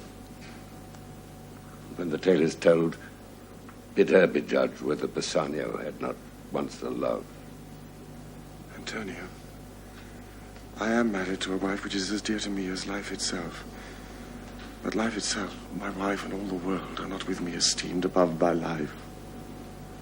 I would lose all, I sacrifice them all here to this devil to deliver you. Your wife would give you little thanks for that if she were by to hear you make the offer. I have a wife whom I protest I love. I would she were in heaven that she might entreat some power to change this currish Jew. 'Tis well you offer it behind her back. The wish would make else an unquiet house. These be the Christian husbands. I have a daughter. Would any of the stock of Barabbas have been a husband rather than a Christian? We trifle time. I pray thee, pursue sentence. A pound of this same merchant's flesh is thine.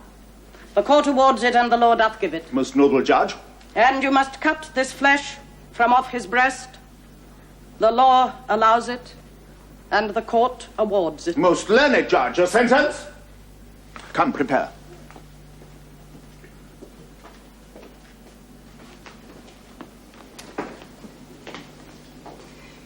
Tarry a little.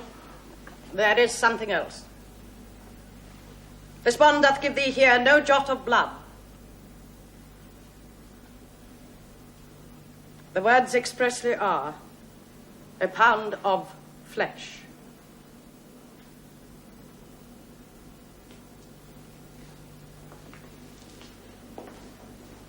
Take then thy bond. Take thou thy pound of flesh.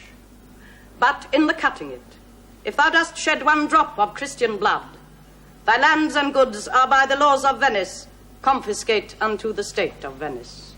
Oh, upright judge! Marked you a learned judge. Is that the law? Thyself shalt see the act. For as thou urgest justice, be assured thou shalt have justice, more than thou desirest. A learned judge, marked you a learned judge.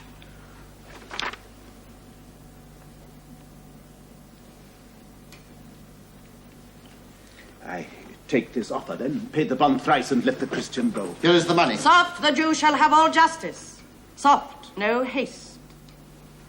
He shall have nothing but the penalty. Oh, Jew, an upright judge, a learned judge.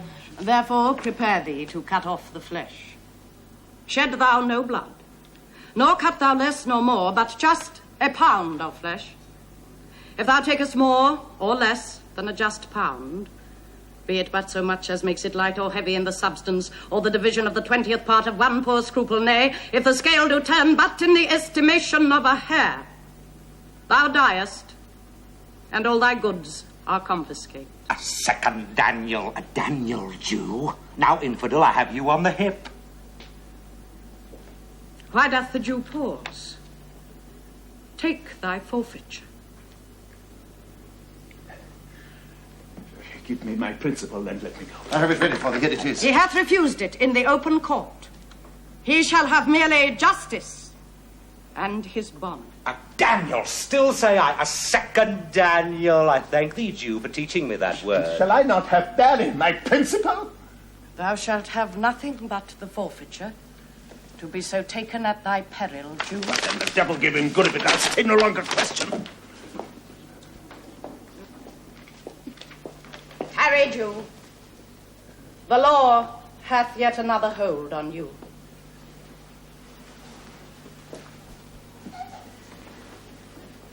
It is enacted in the laws of Venice, if it be proved against an alien, that by direct or indirect attempt he seek the life of any citizen, the party against the which he doth contrive shall seize one half his goods.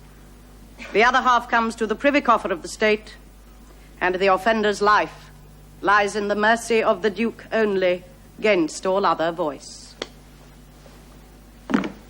In which predicament I say thou standst, for it appears by manifest proceeding that indirectly and directly too thou hast contrived against the very life of the defendant, and thou hast incurred the danger formerly by me rehearsed.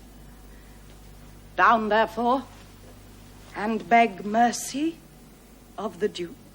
Beg that thou mayst have leave to hang thyself, and yet thy wealth being forfeit to the state, thou hast not left the value of a cord. Therefore thou must be hanged at the state's charge. Yet thou shalt see the difference of our spirit. I pardon thee thy life before thou ask it. For half thy wealth, it is Antonio's. The other half comes to the general state, which humbleness may drive into a fine. I, for the state, not for Antonio. Nay, take my life and all. Pardon not that. You take my house if you do take the prop that doth sustain my house. You take my life if you do take the means whereby I live.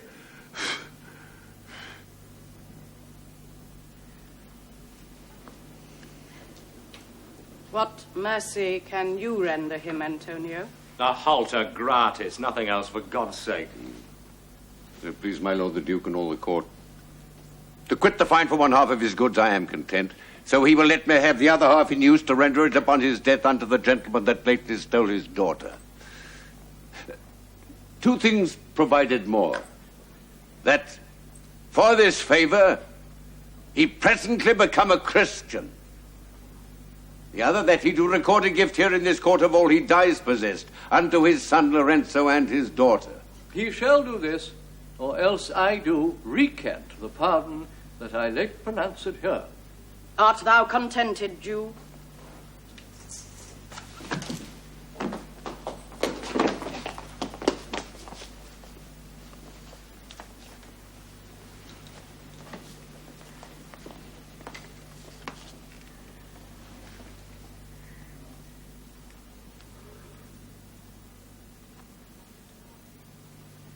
What dost thou say?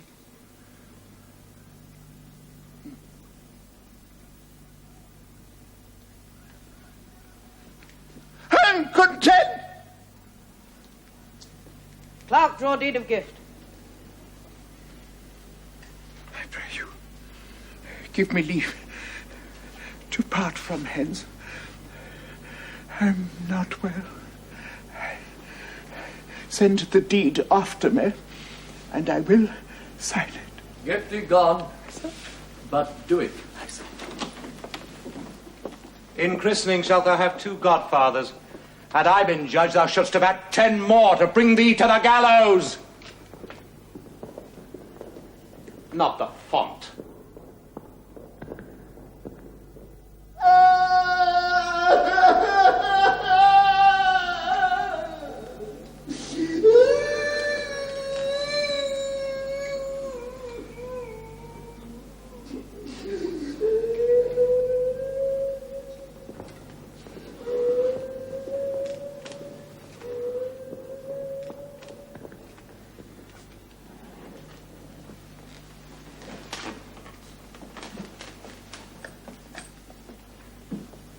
Sir, I entreat you home with me to dinner. I humbly do desire your grace of pardon. I must away this night toward Padua, and it is meet I presently set forth. I'm sorry that your leisure serves you not.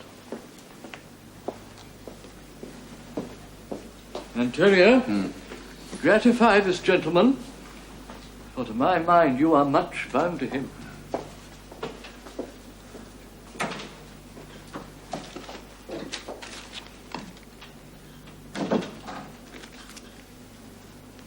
Most worthy gentlemen, I and my friend have by your wisdom been this day acquitted of grievous penalties, in lieu whereof 3,000 ducats due unto the Jew. We freely cope your courteous pains. And stand indebted over and above in love and service to evermore. He is well paid that is well satisfied, and I, delivering you, am satisfied, and therein do account myself well paid. My mind was never yet more mercenary. I pray you, know me when we meet again. I wish you well, and so I take my leave. Sir, of course I must attempt you further. Take some remembrance of us as a tribute, not as a fee. Grant me 2 things, I pray you. Not to deny me, and to pardon me. You press me far, and therefore I will yield. Now, give me your gloves. I'll wear them for your sake. And for your love, I'll take this ring. Oh, do not draw back your hand. I'll take no more. And you in love shall not deny me this. This ring, alas, good sir, it is a trifle. I will not shame myself to give you this. I will have nothing else but only this, and now methinks I have a mind to it. Well, there's more depends on this than on the value. The dearest ring in Venice will I give you, and find it out by proclamation. But for this, I pray you pardon me. I see, sir, you are liberal in offers. You taught me first to beg, and now methinks you teach me how a beggar should be answered. Good sir, this ring was given to me by my wife, and when she put it on, she made me vow neither to sell, nor give, nor lose it. That excuse serves many men to save their gifts. And your wife being not a mad woman, and know how well I have deserved this ring, she would not hold out enemy forever for giving it to me. Well, peace be with you. I pray you, Lord Bassanio, let him have the ring. Let his deserving and my love withal be valued against your wife's commandment.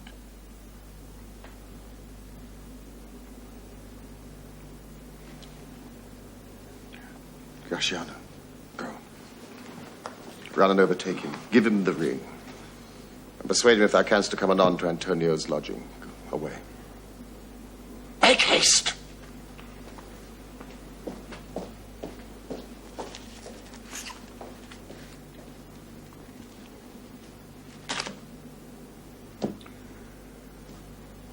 Come, you and I will thither presently.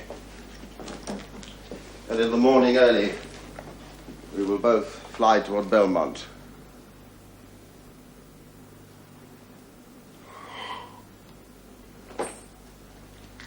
Come, Antonio.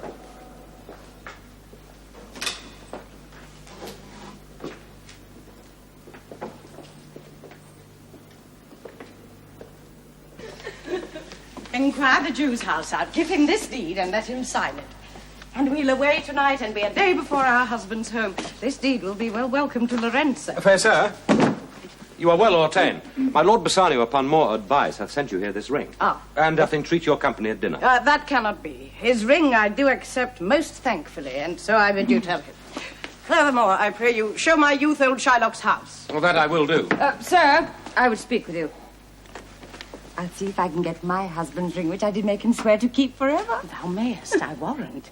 We shall have them swearing they're to give these rings away to men. Away, make haste. Thine oath for I will tarry. Come, good sir. Will you show me to this house?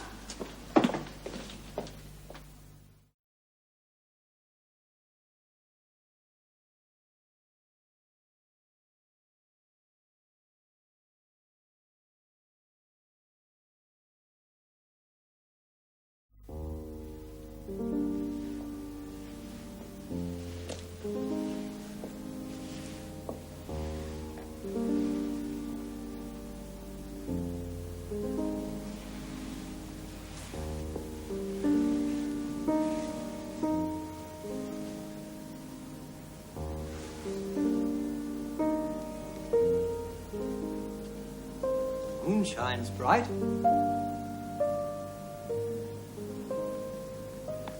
Such a night as this,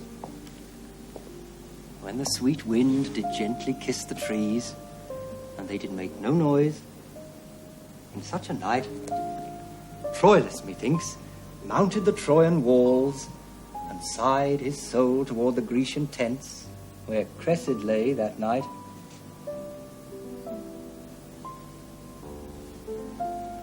Such a night. Did Thisbe fearfully outtrip the dew, and saw the lion's shadow wear himself, and ran dismayed away. In such a night stood Dido, with a willow in her hand, upon the wild sea banks, and waft her love to come again to Carthage. Such a night. Medea gathered the enchanted herbs that did renew old Aeson. In such a night did Jessica steal from the wealthy Jew, and with an unthrift love did run from Venice as far as Belmont. Such a night. Young Lorenzo sware he loved her well, stealing her soul with many vows of faith, ne'er a true one.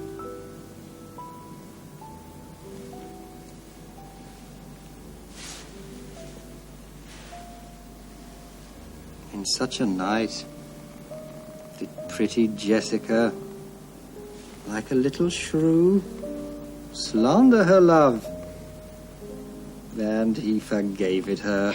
I would outnight you, but hark, I hear the footing of a man. Who comes so fast in silence of the night? A friend. A friend? What friend? Your name, I pray you, friend. Stefano is my name, and I bring word. My mistress will, before the break of day, be here at Belmont. She doth stray about by holy crosses, where she kneels and prays for happy wedlock hours. Who comes with her? None but a holy hermit and her maid. I pray you, is my master yet returned? He is not, nor we have not heard from him. But go we in, I pray thee, Jessica, and ceremoniously let us prepare some welcome for the mistress of the house. Sweet soul, let's in, and there expect their coming. And yet, no matter. Why should we go in? My friend, Stefano, signify, I pray you, within the house your mistress is at hand, and bring your music forth into the air.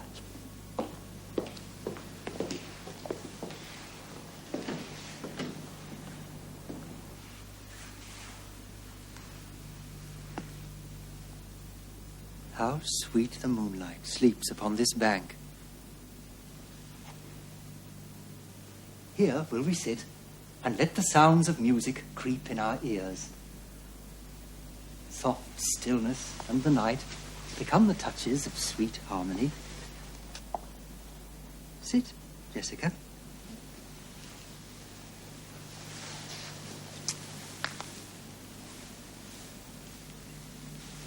Look how the floor of heaven is thick inlaid with patines of bright gold. There's not the smallest orb which thou beholdst, but in his motion like an angel sings, still choiring to the young-eyed cherubins. Such harmony is in immortal souls, but whilst this muddy vesture of decay doth grossly close it in, we cannot hear it.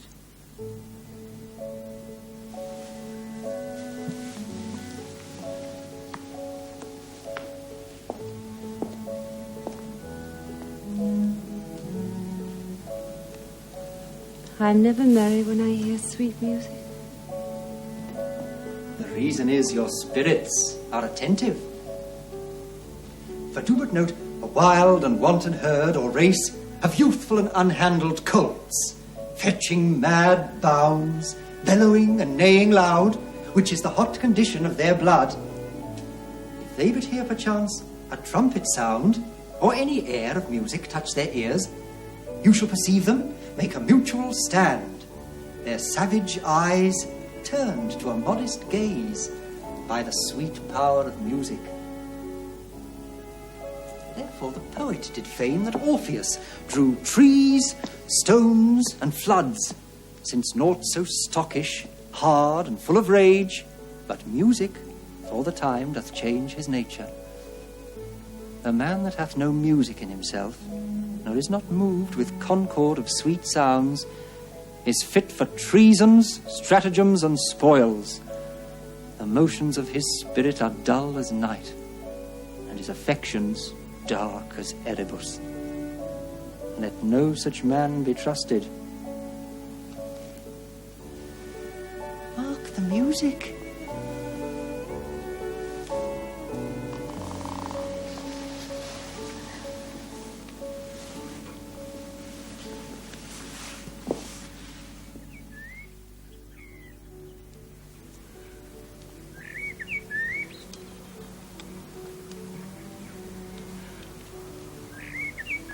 That light we see is burning in my hall.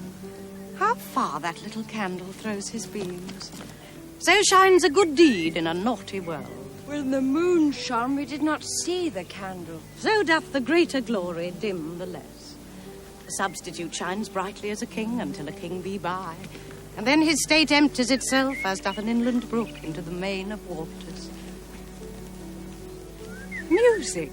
Ah, it is your music, madam, of the house. Nothing is good, I see, without respect. Methinks it sounds much sweeter than by day. Silence bestows that virtue on it, madam. The crow doth sing as sweetly as the lark when neither is attended. And I think the nightingale, if she should sing by day when every goose is cackling, would be thought no better a musician than the wren.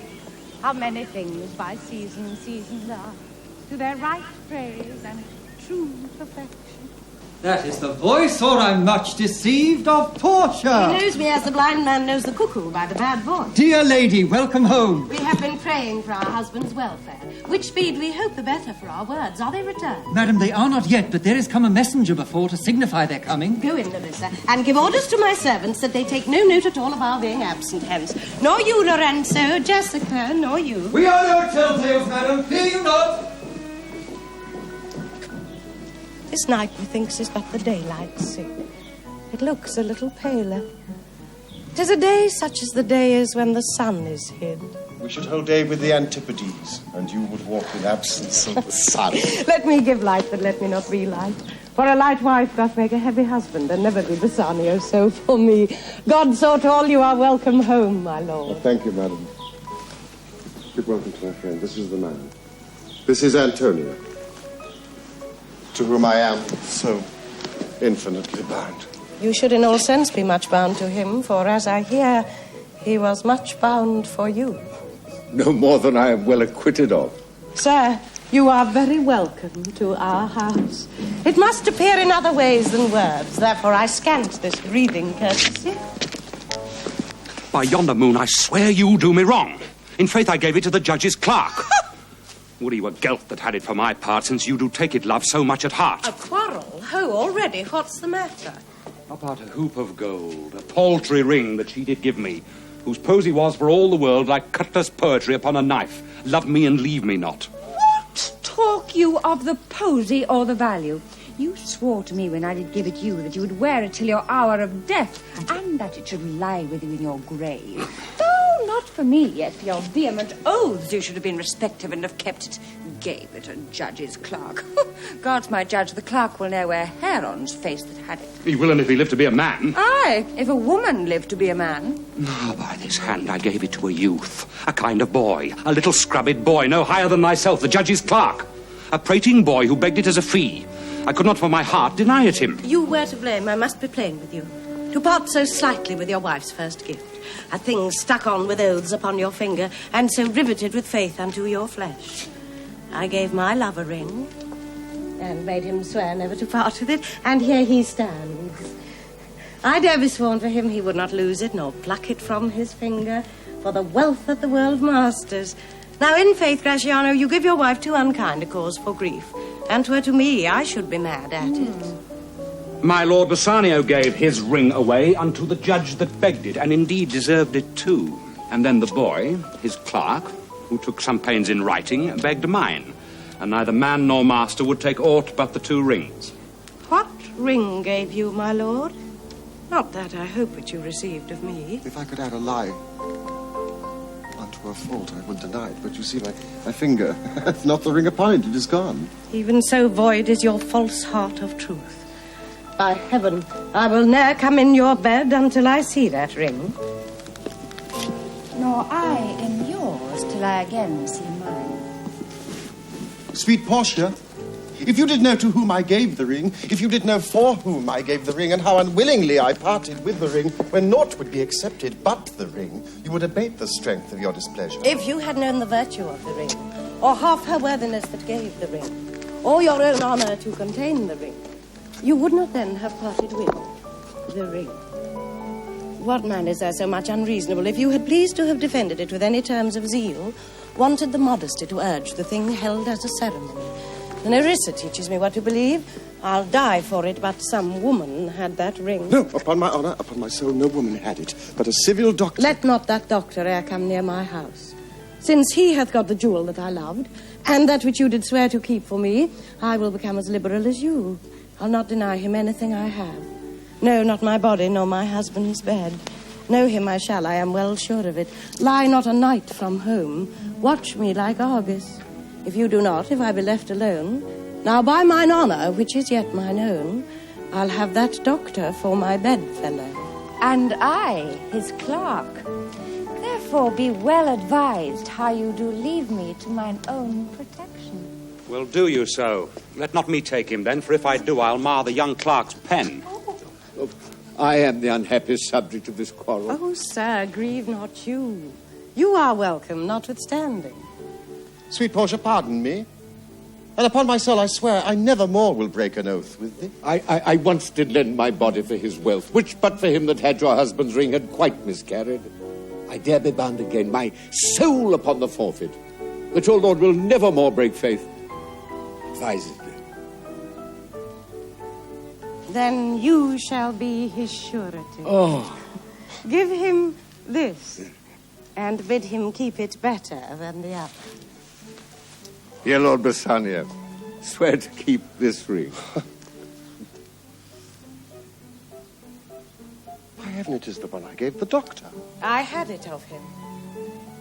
Pardon me, Bassanio, for by this ring that doctor lay with me. And pardon me, my gentle Gratiano, that same scrubbed boy, the doctor's clerk, in lieu of this, last night did lie with me. Why, this is like the mending of highways in summer where the ways are fair enough. What, are we cuckolds ere we've deserved it? Oh, speak not so grossly.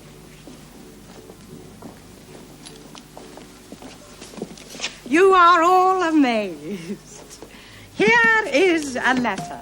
Read it at your leisure. It comes from Padua, from Bellario. There you shall find that Portia was the doctor. Nerissa there, her clerk. Lorenzo here shall witness I set forth as soon as you and have but now returned. I have not yet entered my house. Antonio, you are welcome. And I have better news in store for you than you expect. Unseal this letter soon. There you shall find 3 of your Arguses are richly come to harbour suddenly.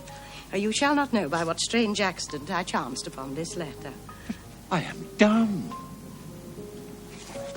Were you the doctor, and I knew you not? Were you the clerk that is to make me cuckold? Aye, but the clerk never means to do it, unless he live until he be a man. Sweet doctor, you shall be my bedfellow.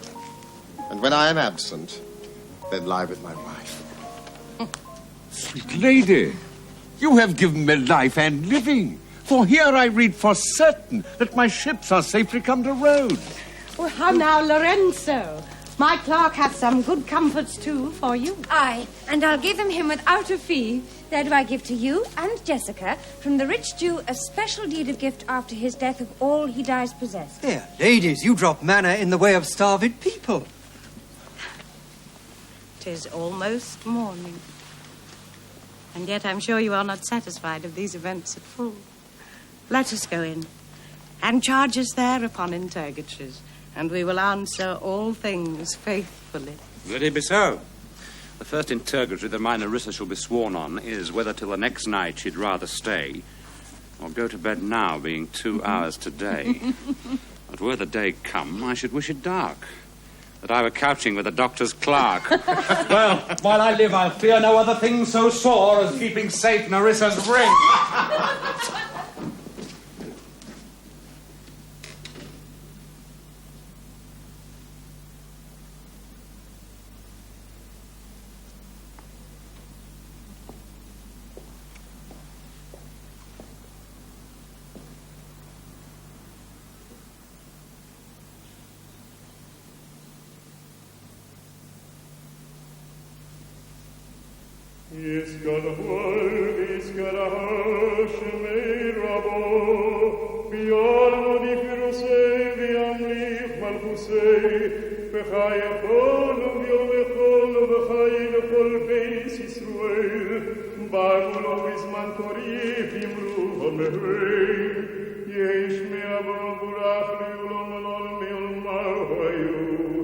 Isburach, Ishtabach, Ispuah, Isromor, Isnasei, vis ador, vis allei, vis alol shmei kudisho rihu, lielo min kol birchos bishiroso, tush bachos benechemos, damiran biol